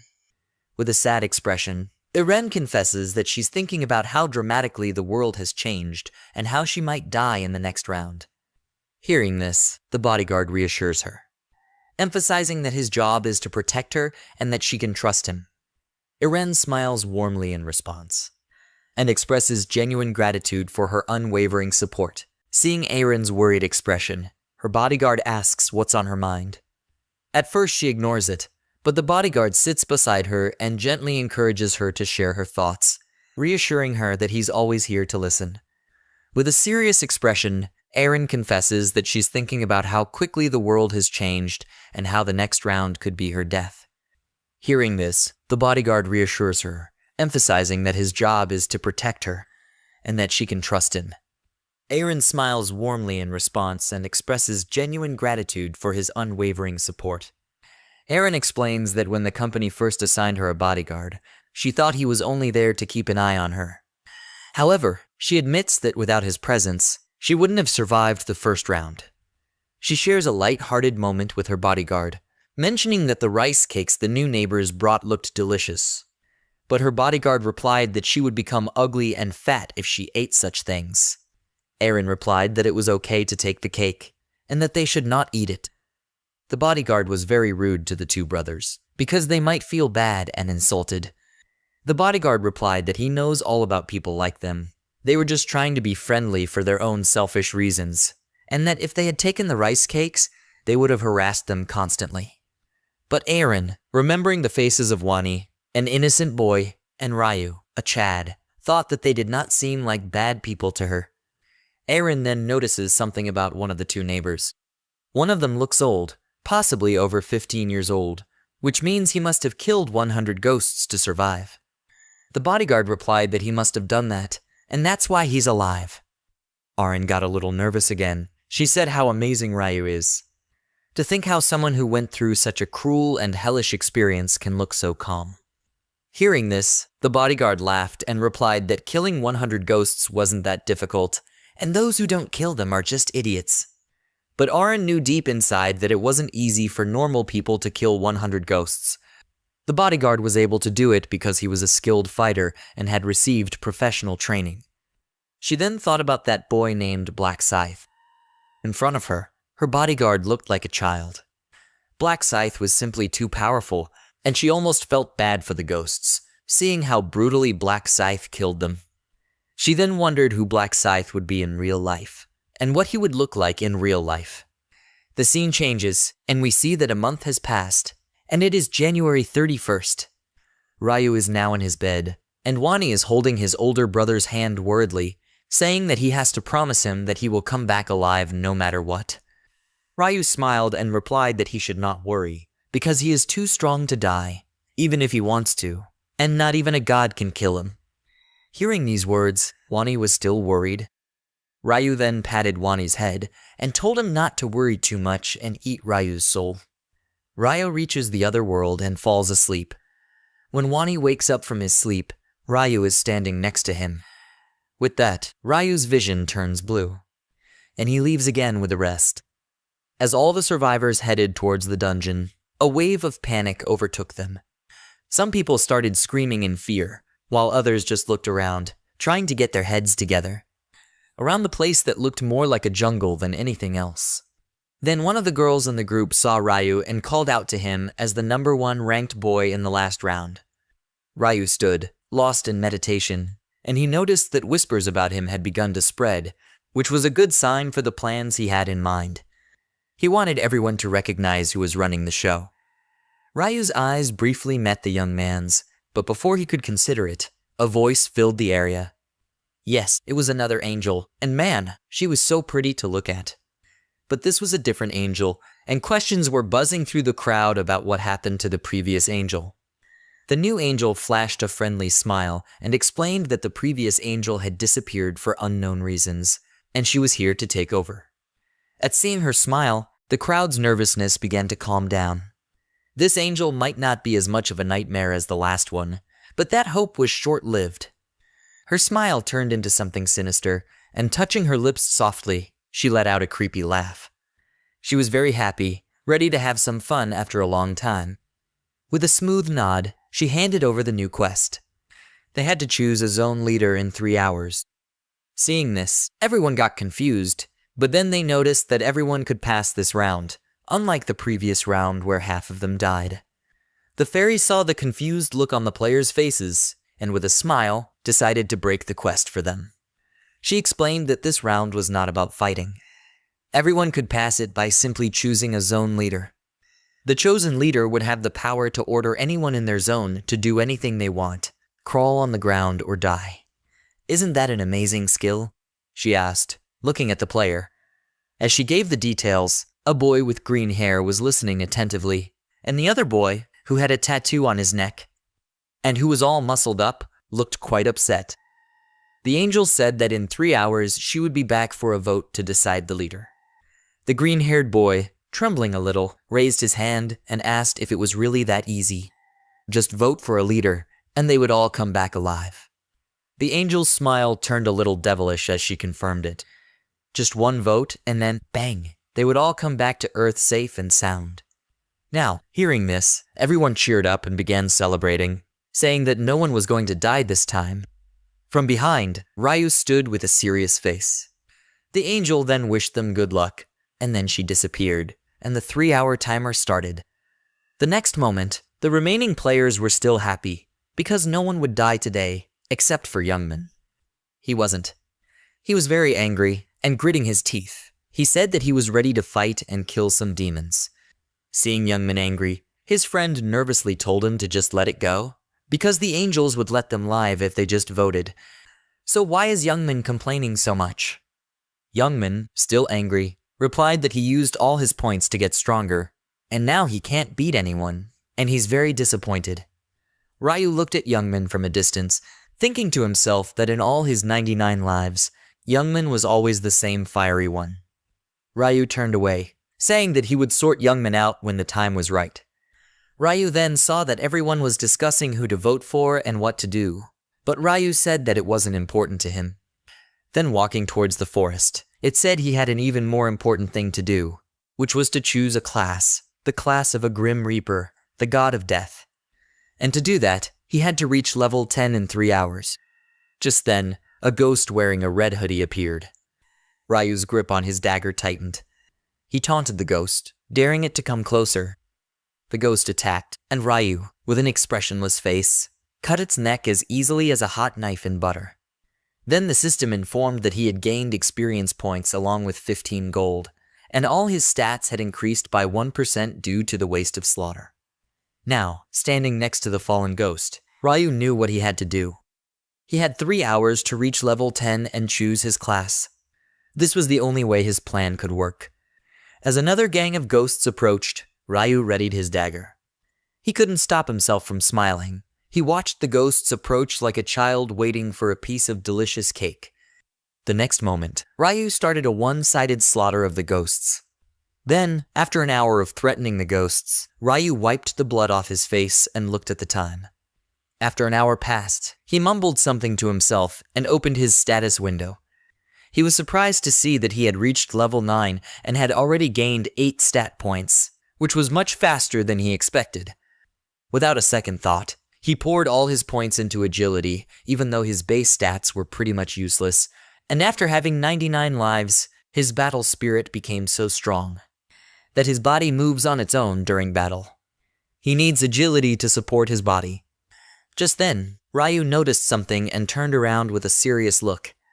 Someone had been following him for quite some time while he was engaged in battle. Usually, he didn't care about distractions because his focus was on the fight, but this was new.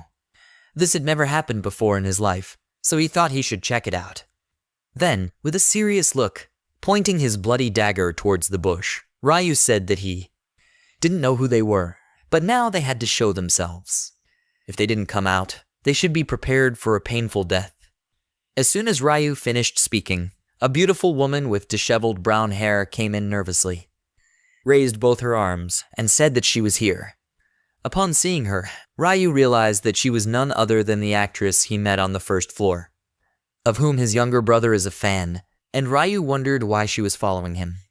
He was about to apologize and explain why she was following Ryu, when suddenly someone else jumped into the conversation.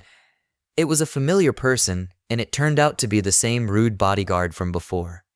He immediately interrupted and apologized and made it clear that they weren't following Ryu for any bad reason. He just wanted Ryu to keep quiet. Ryu looked at the bodyguard's surname, Sangcheol, and his reaction was immediate. His eyes widened as he recognized the name. Sangcheol was the trusted right-hand man of June Rock, the eldest son of Korea's largest corporation, who also went by the terrifying nickname Heavenly Demon. He is one of the people Ryu wants to recruit to his team, as well as a priest who is rumored to have the power to bring the dead back to life. Ryu didn't expect to run into June Rock's right-hand man so soon, and it made him wonder why such a man would be protecting Ah-Rin. Then he realized the priestess might be this slender, innocent-looking girl standing in front of him. Keeping his composure, Ryu's voice lowered and he asked them directly why they were following him. They admitted that they had been following him ever since he stepped into the forest. Ah-rin explained that she seemed a little nervous, adding that she had a proposal for him. With a hopeful smile, she said that she wanted to work together with Ryu and asked if they could meet. Hearing this, Ryu smiled and replied that working together meant that both parties were helping each other. Ah-rin replied shakily that it was true, and Ryu said that he didn't think they could help him in any way, so he didn't want to team up with them. In a dry tone, he said that they should stop wasting their time with this nonsense and go back. With that, Ryu turned back and said that he had no desire to team up and started going even deeper into the forest. Well, that was his way of taking revenge on the bodyguard. Then, when Ryu left, the bodyguard got really angry and said that Ryu was really arrogant. But Ah-rin, she just fell to her knees, fainting, saying how intense Ryu's vibe was, like he could bite her at any moment. She then said that she really wanted to be on the same team with Ryu ever since she first saw him fight, but it didn't work out well. The bodyguard, still annoyed, said that he had already told Ah-rin that strong people like him always have big egos, and they prefer to work alone, and they don't like working in a team. Now standing near the ghost corpses, they wondered what to do in the time left before the vote, and they decided to hunt down some ghosts like Ryu so that they can increase their level. Then, when they started going inside the forest, we saw someone following them from the bushes, and Ryu said that he didn't think they could help him in any way, so he didn't want to team up with them. In a harsh tone, she said that they should go and stop wasting their time with this nonsense and turn back. With that, Ryu turned back and said that he had no desire to team up, and started walking deeper into the forest. Well, this was his way of taking revenge on the bodyguard. Then, when Ryu left, the bodyguard was really upset. He said that Ryu was really arrogant. But Ah-rin, she fell to her knees, fainting, murmuring how intense Ryu's vibe was, like he could cut her down at any moment. Then she said she really wanted to be on the same team with Ryu ever since she first saw him fight, but it didn't work out well. The bodyguard, still upset, said that he had already told Ah-rin that strong people like her always have big egos, and they like to work alone, and they don't like working in a team. Now standing near the ghost corpses, they thought about what to do in the remaining time before the vote, and they decided to hunt down some ghosts like Ryu so they could raise their level. Then, as they started to go inside the forest, we saw someone following them from the bushes. The scene then changes, and we see Ryu continuing to mercilessly kill the goblins while the goblins try to save their lives. After killing goblins for an hour, a group of gnolls approached Ryu, and upon seeing them, Ryu gave a big, bright smile and said, "Looks like something delicious has come your way." Then, when the group of wolves attacked Ryu simultaneously, Ryu killed them like vegetables in a single blow, and their torn body parts started falling like rain from the sky. With that, Ryu finally reached level 10. The system informed Ryu that he could access the shop as soon as he reached level 10. Then, a hidden quest to change class appeared before the voting started. If Ryu changed his class today, he would get a 50% discount on today's items in the shop. Ryu explained that everyone could choose which class they wanted after reaching level 10, but no one knew how to choose a class. For warrior, one had to kill 30 demons in less than an hour, and one could become a berserker after fighting demons while bleeding for an hour, and so on. And after grinding continuously for God knows how long, Ryu gained this knowledge. After that, Ryu held the fairy's special juice in his hand. He began to absorb it, and a bright yellow light surrounded Ryu. The system informed Ryu that he had changed his class to Grim Reaper, and he got 3 unique abilities. First, when he wields the sickle, his attack increases by 2 times. Second, when he fights at night, his speed increases by 50%. And finally, at night, all of his senses are greatly enhanced. But that wasn't enough, so the system gave Ryu a Grim Reaper sickle to change his class, making him the first in the entire world. Then the system informed Ryu that he had moved up from the beginner rank to the apprentice rank. Ryu informed that there are a total of 6 ranks, starting with beginner, then apprentice, then regular, then expert, then master, then grandmaster. And with each rank comes a unique skill related to the class. As soon as Ryu reached the apprentice rank, he acquired the skill Seal of Death. Using it, he can place a seal on a target and inflict double the damage. After combining it with the 2x damage of his weapon, the Grim Reaper Sickle, he can inflict 4x damage. He also gained the skill of Tracking, which enables him to find the location of any person, provided he remembers the person's face or nickname. Oh boy, I wish I had this skill to track my crush. Now fully equipped, the first person Ryu thought of using his skill on was Youngmin. He used his skill to track him, and the system informed him that Youngmin was 190 meters away, with an arrow indicating the direction. So Ryu began to follow the arrow with an amused smile.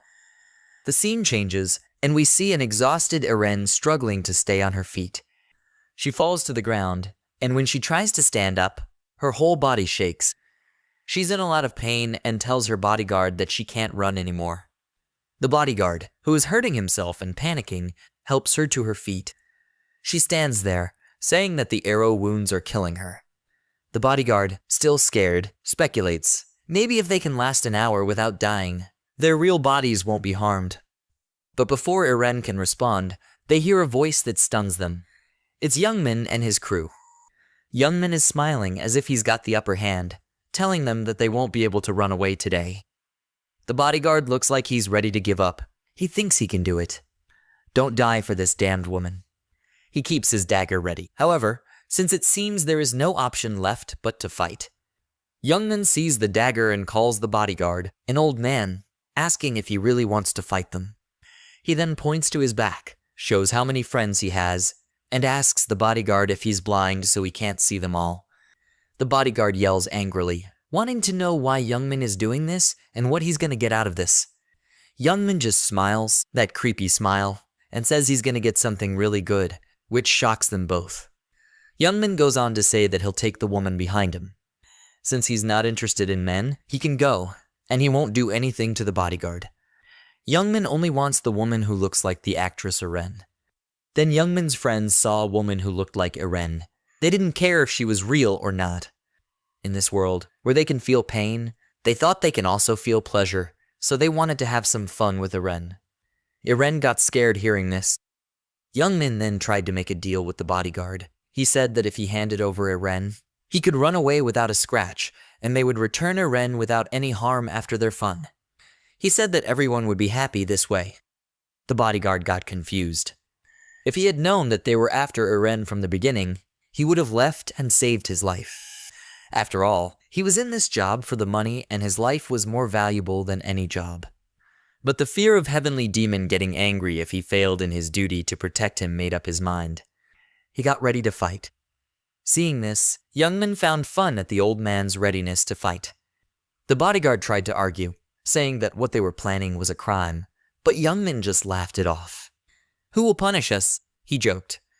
"No one knows what we really look like or who we are in real life." With their backs against the wall, the bodyguard and Eren prepared themselves, trying to think of what their next move would be. Then someone else appears out of nowhere, and it is none other than the god of death, Ryu, who is resting under a tree, watching the entire confrontation. Youngmin looked at Ryu and panic flashed across his face, wondering what he was doing there. Ryu then asked Eren what they were doing there, but before he could answer, Youngmin tried to tell Ryu to mind his own business with his usual attitude. Ryu interrupted him and asked, "Did I ask you?" The bodyguard quickly told Ryu everything, about how Youngmin attacked them, and that they wanted to have some fun with Eren. Upon hearing this, Ryu stared at Youngmin and asked if it was true. Youngmin replied with his stoic attitude that whether it was true or not, Ryu should just mind his own business. Ryu was fed up with Youngmin's nonsense. In a deep voice, Ryu said that whether it was his job or not was none of Youngmin's business, and he should mind his own business. Next, he summoned his red, bloody sickle with a terrifying aura that shocked everyone. Now, with one hand in his pocket and the other hand holding his large sickle, giving off a bloody red aura, Ryu spoke in a deep voice. He made it clear that he would not let Youngmin go unharmed, especially when he knew that Youngmin intended to harm someone. Eren and his bodyguard stood behind Ryu, speechless. Youngmin gritted his teeth when he saw Ryu come to Eren's aid. Eren and his bodyguard expressed their gratitude to Ryu for saving them. However, Ryu didn't play the hero out of the goodness of his heart. He had his own motives. Turning back, he explained that by saving the heavenly demon's right arm, they would be indebted to him. Ryu believed that this could help him fulfill his future plans. Plus, he already had plans to take care of Youngmin, which was like killing two birds with one stone. As Ryu slowly approached Youngmin, he became afraid. In a trembling voice, Youngmin hesitantly warned Ryu not to get close to him, threatening to kill him. Seeing the scared look on Youngmin's face, Ryu smiled slyly, teasingly asking if Youngmin didn't want to fall, mentioning that he was eager to test his powers. So guys, today's goal is 3,000 likes. Youngmin, annoyed and scared, wondered who in their right mind would try to pick a fight Ryu, the one who slaughtered goblins like vegetables and ranked first in all the regions. Before Youngmin could say anything, a realization struck him. However, Ryu broke the silence, suggesting that if Youngmin was scared and didn't want to fight, there was one thing he could do. Youngmin, confused, asked what, and Ryu, arms crossed and a smirk on his face, replied that he should get down on his knees, beg for mercy, and bark like a dog. Only then would Ryu consider letting him go. Youngmin, bewildered, thought Ryu wanted to humiliate him in front of everyone. Turning back to glare at his buddies, he realized he couldn't do this. He couldn't beg in front of them. Now, Youngmin was really pissed, seeing Ryu's smiling face. Although he wanted to avoid fighting Ryu at all costs, for some reason, just looking at Ryu made him increasingly furious. Then he got an idea. Recognizing that he was no longer his previous self, he remembered how he punched the wall and destroyed it, showcasing his superhuman strength. Youngmin, thinking he could land a punch on Ryu if he tried and then mercilessly kill him. Then he started to laugh arrogantly, addressing Ryu as a bastard. He prepared his fist to strike Ryu, leaving his buddies wondering what was about to happen. Now Youngmin slowly approached Ryu while stretching his arms, saying Ryu shouldn't have messed with him, and now Ryu will die because of his arrogance. Then we see Youngmin getting happy with a sweet face, thinking he is slowly coming toward, and just like this, he will land a punch to Ryu's face. And then he will make Ryu's face his punching bag. Then suddenly the red scythe from Ryu's hand disappeared, startling everyone. Again, with a confident look, Ryu explained that as Youngmin is fighting barehanded, so he will also fight without any weapon, as people might think Ryu is bullying the weak and the fight will be no fun. Now hearing this, Youngmin got really pissed off. But Ryu had enough of Youngmin's nonsense, and in an instant he dashed toward Youngmin. Then Youngmin prepared his punch, saying Ryu is an overconfident bastard as he stored his weapon, and now is dashing toward him like a sitting duck, and because of that he will die. With great force he swung his punch toward Ryu's face, but Ryu dodged it effortlessly, and in return gave a devastating kick onto Youngmin's stomach. Youngmin flew backward, heavily injured. Now Youngmin was in immense pain, lying on the ground, holding his hand, groaning and trembling. However, he didn't stop cursing Ryu. At this point, Ryu had had enough of Youngmin's cursing. Before Youngmin could do something, Ryu kicked Youngmin's face, stating that he had heard more than enough cursing and his ear would rot if he hears more. But Ryu didn't stop there. Before Youngmin could stand and think about what to do, Ryu grabbed Youngmin from his collar and started punching Youngmin's face like a punching bag. Now Youngmin was in too much pain, feeling like he would die from the pain. He wondered how the hell his fist could hurt this bad. It was like being beaten by a hammer. At that moment, Youngmin realized Ryu's fists were as strong as his, and on top of that Ryu was also lightning fast. Just then Ryu prepared his heavy punch and bam, Youngmin was done for. His vision was getting blurry and his buddies prepared their bows and weapons toward Ryu, launching an arrow toward Ryu's head. Seeing this, Eren shouted in panic, warning Ryu to dodge it. However, Ryu, being the god of death, couldn't die with this lousy arrow, and he swiftly dodged it. Seeing this, the bow guy panicked, but before he could prepare another arrow, Ryu, with his lightning fast speed, dashed toward the bow guy. Although the bow guy launched his arrow, it didn't hit Ryu, and in an instant, Ryu came behind him, shocking him. Ryu expressed his admiration for how skilled the bow guy was with his bow. Then with a swing, Ryu mercilessly ripped the bow guy's hand, and he started to scream intensely. Seeing this, the dagger guy and the bald guy, although scared, also started cursing Ryu. With that, they rushed toward Ryu with their daggers. However, Ryu, with a gleeful smile, used his skill, Seal of Death, and a red eye with a skull appeared on the bald guy's head, increasing his damage by 2x. With his scythe, his attack increased by 2, and with a single swing, he chopped off the bald guy's both legs. The bald guy fell to the ground in agony, screaming and groaning. The dagger guy was just too scared. He felt like he would pee in his pants.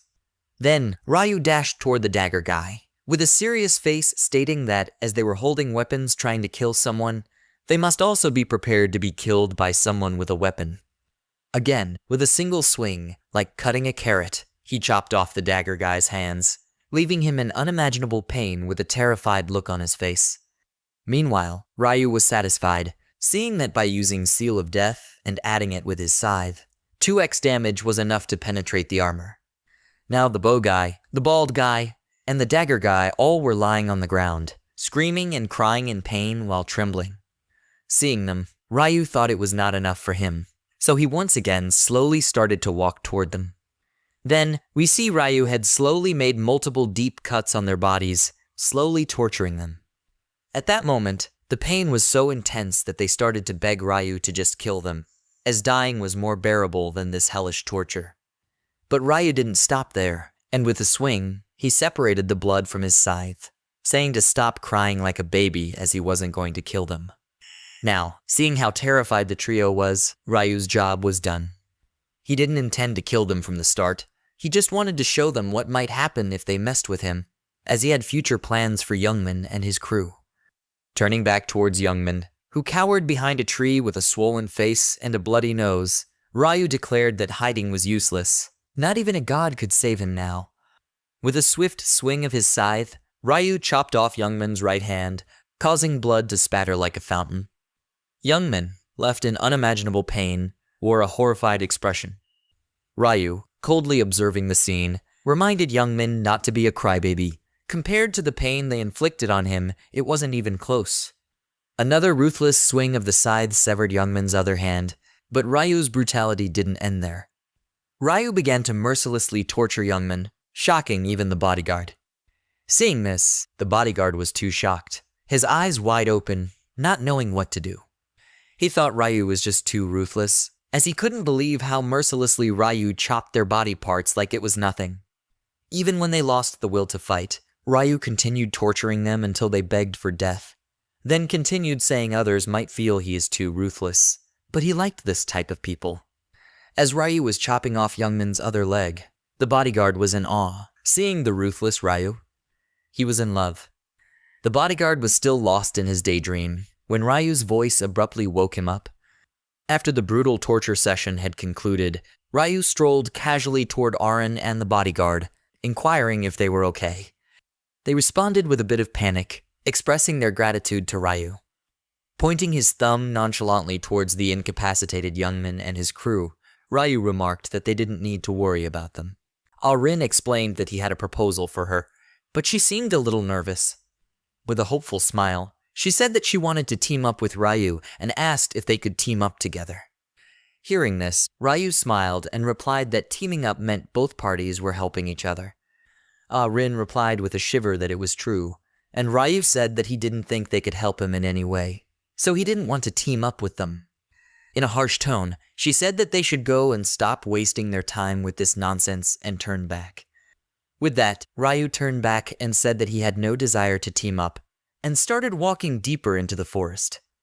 Well, this was his way of taking revenge on the bodyguard. Then, when Ryu left, the bodyguard was really upset. He said that Ryu was really arrogant. But Rin, she fell to her knees, fainting, murmuring how intense Ryu's vibe was, like he could cut her down at any moment. Then she said she really wanted to be on the same team with Ryu ever since she first saw him fight, but it didn't work out well. The bodyguard, still upset, said that he had already told Rin that strong people like her always have big egos, and they like to work alone, and they don't like working in a team.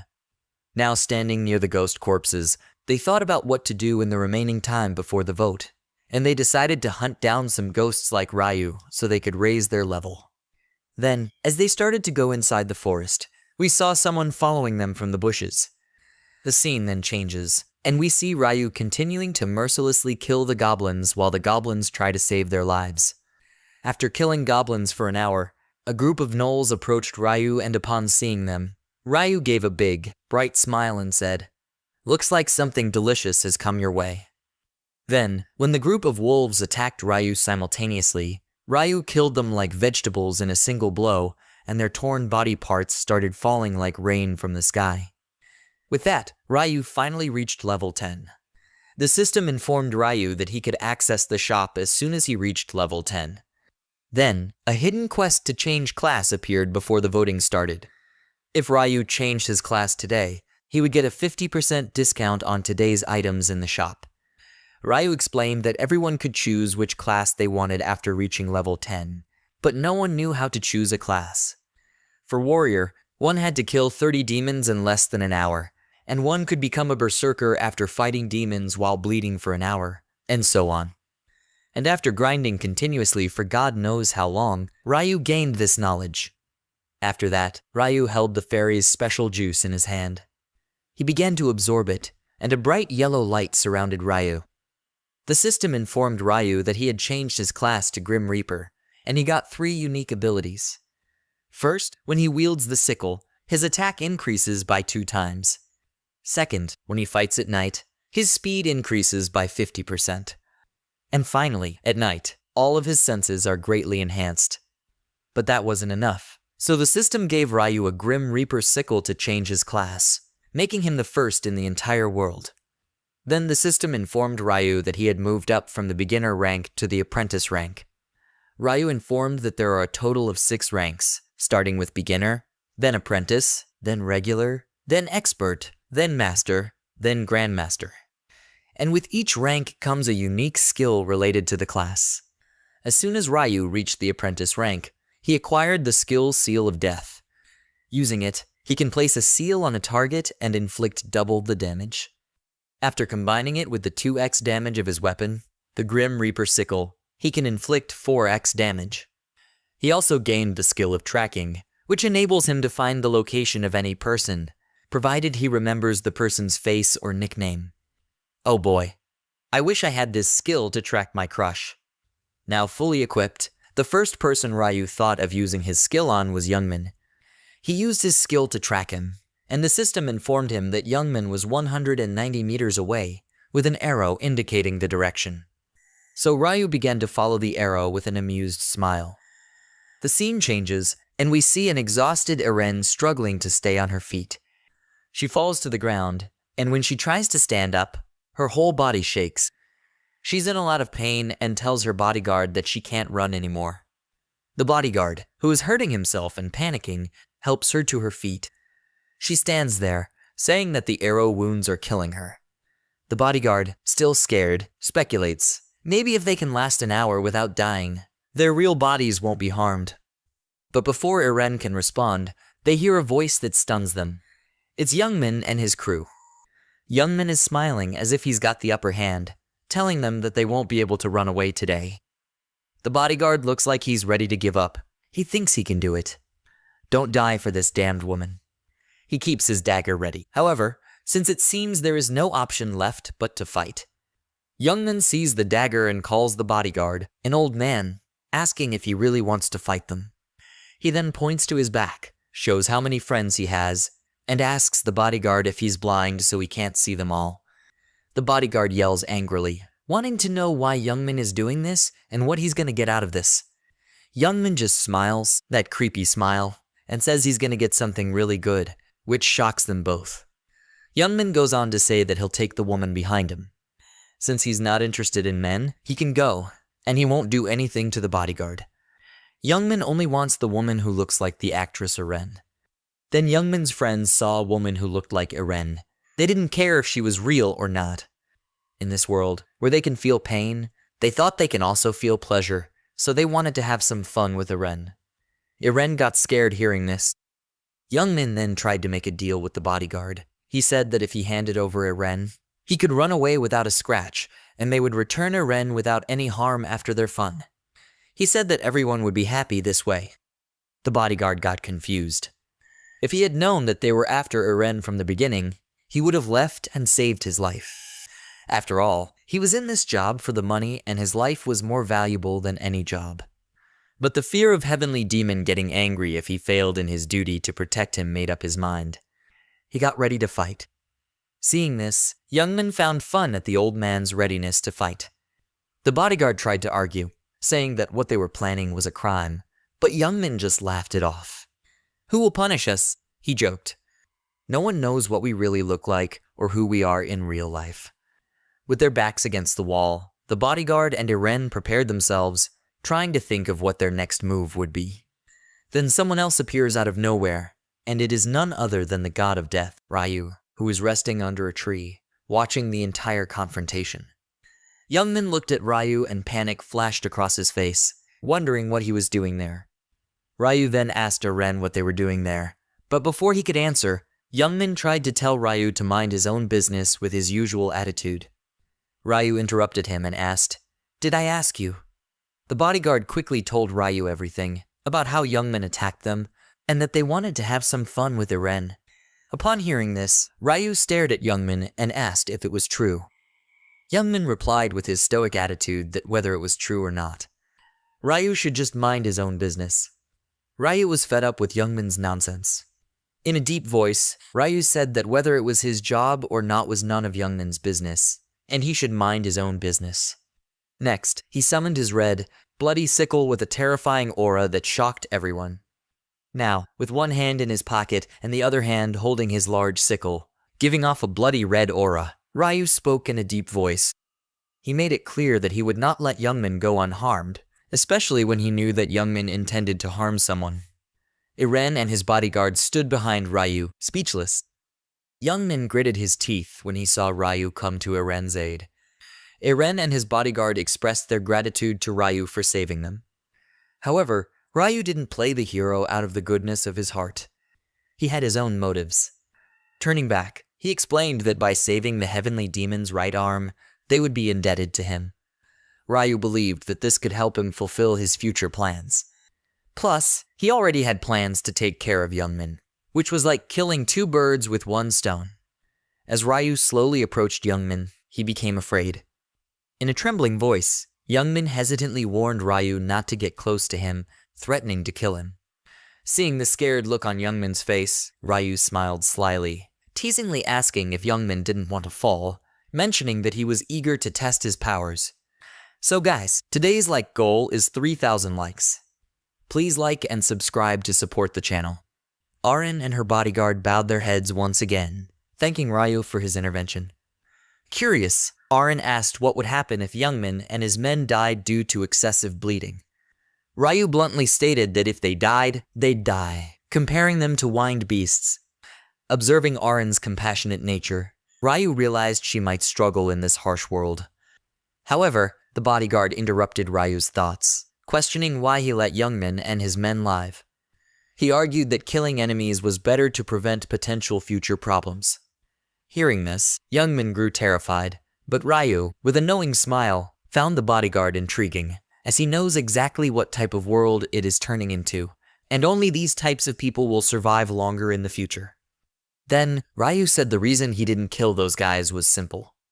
Killing them would not bring any benefit to him.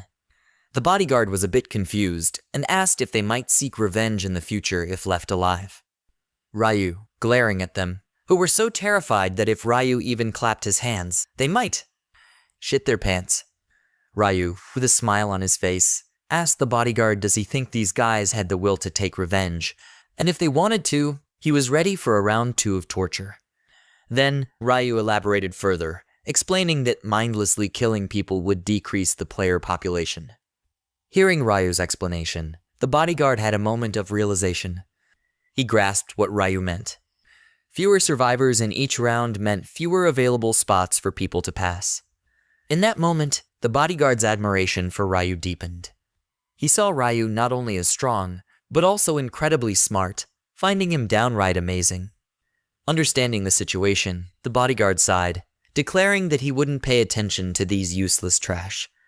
Once again, he thanked Ryu for his assistance, but then the bodyguard stopped Ryu, asking if Ryu could tell his real name, or even his bank account name, so that he could compensate him. Ryu didn't stop, and with a cold voice said, "No need," and just like that, he vanished into the deep forest. Now, the bodyguard was left wondering. Ryu had just helped them, and didn't even ask for anything in return. He would have to report this to the heavenly demon. However, a groaning voice interrupted his thoughts. As he turned back, it was young men crying in pain. Seeing them, the bodyguard was too eager to kill them. But as Ryu told them not to, he somehow managed to control his anger. Then he spit on Youngman's face, saying, "Disgusting," and they left. Then, the scene shifts, and we see all the players arguing about whom to vote for. They started fighting among themselves, creating a chaotic situation. Suddenly, a voice cuts through the chaos, and it's the green-haired guy. With a serious tone, he stated that only 2 hours were left, and fighting wouldn't bring any good to them. Hearing this, other players asked what they should do, and if he had any solution. The green-haired guy confidently said he indeed had a plan, shocking everyone. With a smirking face, he thought that people are just too foolish, easily falling for his skill. We see all the players with hypnotic eyes following the green-haired guy, who gave an evil smile. Then we go back to the past to see what this green-haired guy's ability is.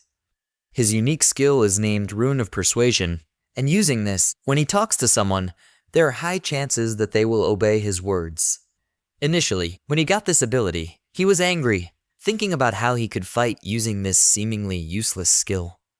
However, to test it, he saw a woman struggling to fight 3 goblins. He started shouting that the woman was in grave danger and that they should help her. As soon as the other players heard his words, they started running toward the woman to save her. He realized how deadly his skill was. Just by communicating with someone, he could manipulate their minds to do whatever he wanted. Now, the task of becoming the zone leader was a piece of cake for him, using this skill. Then, the green-haired guy said they first have to decide on some candidates, so they can narrow down whom to vote for, and they will select 5 candidates. Hearing this, the players said it's not a bad idea, and they don't think they have any better idea than this. Now, the green-haired guy started to laugh, thinking his plan is going smoothly. The crowd was in deep thought about which 5 people to choose, and the green-haired guy was seeing this, enjoying the show as he knew he would be there as one of the 3 candidates. Now, the players started to see him as a reliable guy.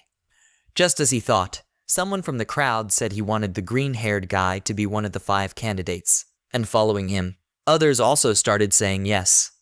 When all the players were fighting, not knowing what to do, he was the one who guided them, so he could become a good leader. Hearing this, the green-haired guy tried to act like he didn't expect anyone would have said his name, saying he is not capable enough to be a leader. But all the players started to praise him, saying he has the qualities of a leader. From inside, the green-haired guy was just too happy, thinking about how foolish all these players are, easily getting manipulated. Then he said if all the players are saying so, although he didn't want to, he will become one of the candidates. The remaining 4 candidates went like this. They selected Black Scythe, who was ranked first. Then a guy named Life is a Documentary, who was ranked second. Then the green-haired guy said, as all the candidates were selected, now he will start with a warm and kind smile. He said that if he becomes the zone leader, but before he could finish his sentence, Life is a Documentary intervened, saying this is all bullshit. As the green-haired guy turned back, he saw a muscular guy with a tattoo on his neck, cleaning his ear with his pinky finger. His name was Life is a Documentary, the second-ranked guy in the zone. With an angry face, he said he can't listen to his bullshit anymore. Hearing this, the green-haired guy, with a serious face, started to say that his use of words was too harsh and people like him would not become good leaders. But Life is a Documentary got furious, saying he is not here to listen to a lecture, especially not from a weak, pathetic guy like him who looks like he still drinks his mommy's milk. Now hearing this, the green-haired guy got a little angry, but he was also shocked, thinking if his skill was not working on him. And if that's the case, then that means his level is higher than his. Life is a Documentary started to threaten the players, saying if they don't vote for him, he will kill everyone. Green-haired guy said, as all the candidates were selected, now he will start with a warm and kind smile. He said that if he becomes the zone leader, but before he could finish his sentence, Life is a Documentary intervened, saying this is all bullshit. As the green-haired guy turned back, he saw a muscular guy with a tattoo on his neck cleaning his ear with his pinky finger.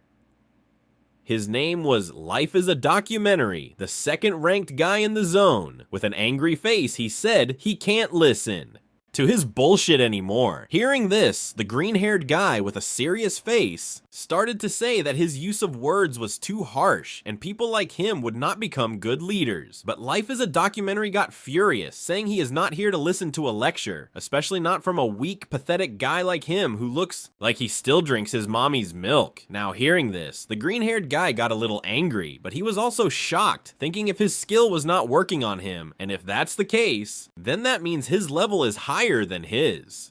Life is a Documentary started to threaten the players, saying if they don't vote for him, he will kill everyone. Now hearing this, the green-haired guy laughingly started to lecture him again, saying, does he really think people will listen to him if he threatens them and chooses him as the leader? But before he could finish his sentence, Life is a Documentary's blood was boiling in anger. Finally, in a slash, he slashed the green-haired guy's neck and blood splashed everywhere. At first, the green-haired guy didn't realize what happened, but then, holding his neck in immense pain, he was trying to say something, but words were not coming from his mouth. And just like that, the green-haired guy died. Now, Life is a Documentary, blood on his back and clothes and with a serious expression, said he doesn't like when someone lectures him, and if they don't vote for him, they'll also die like this piece of shit. Hearing this, all the players started shouting and panicking, saying he killed the green-haired guy, and he is a psycho. Hearing this, Life is a Documentary pointed his bloody dagger toward the players, and with a deadly look said, so what if he killed him? And if someone has any issue, he can come forward and he will treat him very well. The people who got manipulated by the green-haired guy, still a little hypnotic, started saying Life is a Documentary is a psycho and they will never vote for him now. Hearing this, he let out an evil smile. In a flash, he dashed toward them and started slaughtering them. After a while, his whole face and clothes got covered in blood, and he was very happy and excited, killing people without worrying about the corpse. The thought that he can kill as much as people without anyone stopping or arresting him excited him even more. Then, he started to laugh with a wide smile and a bloodthirsty look, thinking now with that, everyone will vote for him. Once he becomes the zone leader, the first thing he will do is kill that arrogant bastard Black Scythe. Meanwhile, Ryu was just chilling and killing some goblins, leveling up to level 16. Now he was a bit disappointed because when he reached level 16, even after killing 200 monsters, he didn't level up at all. As the level of monsters is not higher than 10, so the experience is too low to level up anymore. But then, the 3 hours passed and a yellow light covered Ryu's entire body. In the next scene, we see everyone slowly getting transported to a different place. Some players were dead, while some were scared and some were heavily injured. Seeing these horrible scenes, the bodyguard and Aaron were shocked and speechless, wondering what the hell just happened here and why there are so many dead and injured people. Meanwhile, Rao from behind, seeing this, thought just like always, Life is a Documentary took the leadership role again by killing and threatening people. Seeing Life is a Documentary, Ryu himself admitted that he is a natural-born fighter and is very strong, but his personality was that of a psycho. He continued, seeing his bloody face, that it's a good idea to get rid of a time bomb like him, but then he said it's not the right time to do so. Life is a Documentary called Ryu arrogantly, saying he was waiting for him. Ryu asked what he wants, and Life is a Documentary said not much, with an arrogant smile. He said he wants Ryu to become his underling and work for him. Hearing this, Ryu gave a neutral expression, asking why he should work under him. Life is a Documentary, confidently spinning his dagger, said, it's because if Ryu doesn't work under him, he will kill him. Hearing this, Ryu gave a little chuckle, startling him. Then, with a serious face, he said, so Life is a Documentary wants to fight with Ryu. Ryu chuckled a little and said, now that he is in a good mood, if Life is a Documentary gets on his knees and begs for mercy, Ryu might let it slide. Whatever he said, the muscle head got a little confused, saying he is the one who is going to kill Ryu, so why should he beg for mercy? He started to threaten Ryu again, but Ryu had enough of this, cutting him midway and asking if Life is a Documentary doesn't understand Korean. With a terrifying red aura, Ryu summoned his black scythe and said he thinks once he chops off one or two of his limbs, then he will understand what he is saying. Seeing Ryu and his terrifying aura, the musclehead got scared and panicked, realizing he messed up with the wrong guy. Ryu, on the other hand, tauntingly asked the musclehead why he's not answering or if he forgot how to talk. Hearing this, the musclehead gritted his teeth and introduced himself as the gang leader of Youngsik, shouting he said he's not scared because of some toy Ryu was holding and that he's ready for a fight. Ryu, with a small smile, explained that he's brave for sure, but he can't kill him here. He wants the musclehead to become the zone leader because he plans to use him in the third round. As the musclehead was ready to attack with a sparkling sound, the angel appeared from the sky. Ryu said the musclehead is lucky, turned back, and advised him to pick his opponents carefully next time if he wants to live a longer life. With that, he took back his scythe and left the insulted musclehead behind. Feeling a bit relieved, the musclehead explained that the pressure from Ryu was too enormous. He felt like he could just die from fear. Then, grinding his teeth in anger, he vowed that once he becomes the zone leader, he will kill Ryu mercilessly, slowly torturing him. Now the angel noticed that the humans killed each other and died, but said it's none of her business. With a flick of her finger, she started the voting quest. The timer started at 5 minutes, and they could vote for whoever they wanted by looking at the person for a while. They had to say the word vote in their minds, and whoever didn't vote in this 5 minutes would die. As soon as the timer started, the musclehead stood proudly, thinking about what he would do once he became the zone leader. However, his pride took a hit when he noticed a girl not looking toward him. He threatened her, saying he would kill her if she voted for anyone else. She retorted, saying she already voted for him and didn't want to stare at some musclehead with blood on his face. The musclehead, true to form, shouted that anyone not looking at him would die. When the 5 minutes were over, the angel, with a kind smile, announced that it was time to reveal the results. A big screen appeared with the names, and although the musclehead was in the first rank, he only won by a few hundred votes. Ryu, on the other hand, got a whopping 2077 votes. Furious, the musclehead started searching for people who didn't vote for him. However, the angel announced that Life is a Documentary was ranked number 1, making him the zone leader. With a clap, the angel handed over the position to the musclehead, who smirked, thinking that a little longer and he would make Ryu regret. But before he could dwell on it, something caught his attention. Checking his skill window, he noticed that he could only command 10 people in total, and it was a one-time use skill. After he used it on 10 people to follow his command, he would no longer be able to use this skill, and it wouldn't work on players with classes. This revelation left him devastated. The angel, with a mischievous smile, continued, saying the round was not over yet. There was a hidden quest, and hearing this, everyone started to panic. Then a quest window popped up, explaining that they could obtain a class after acquiring a class-related item, leaving everyone confused about what this meant. The angel then explained that they would have completed this quest if they had reached level 10 before the vote began.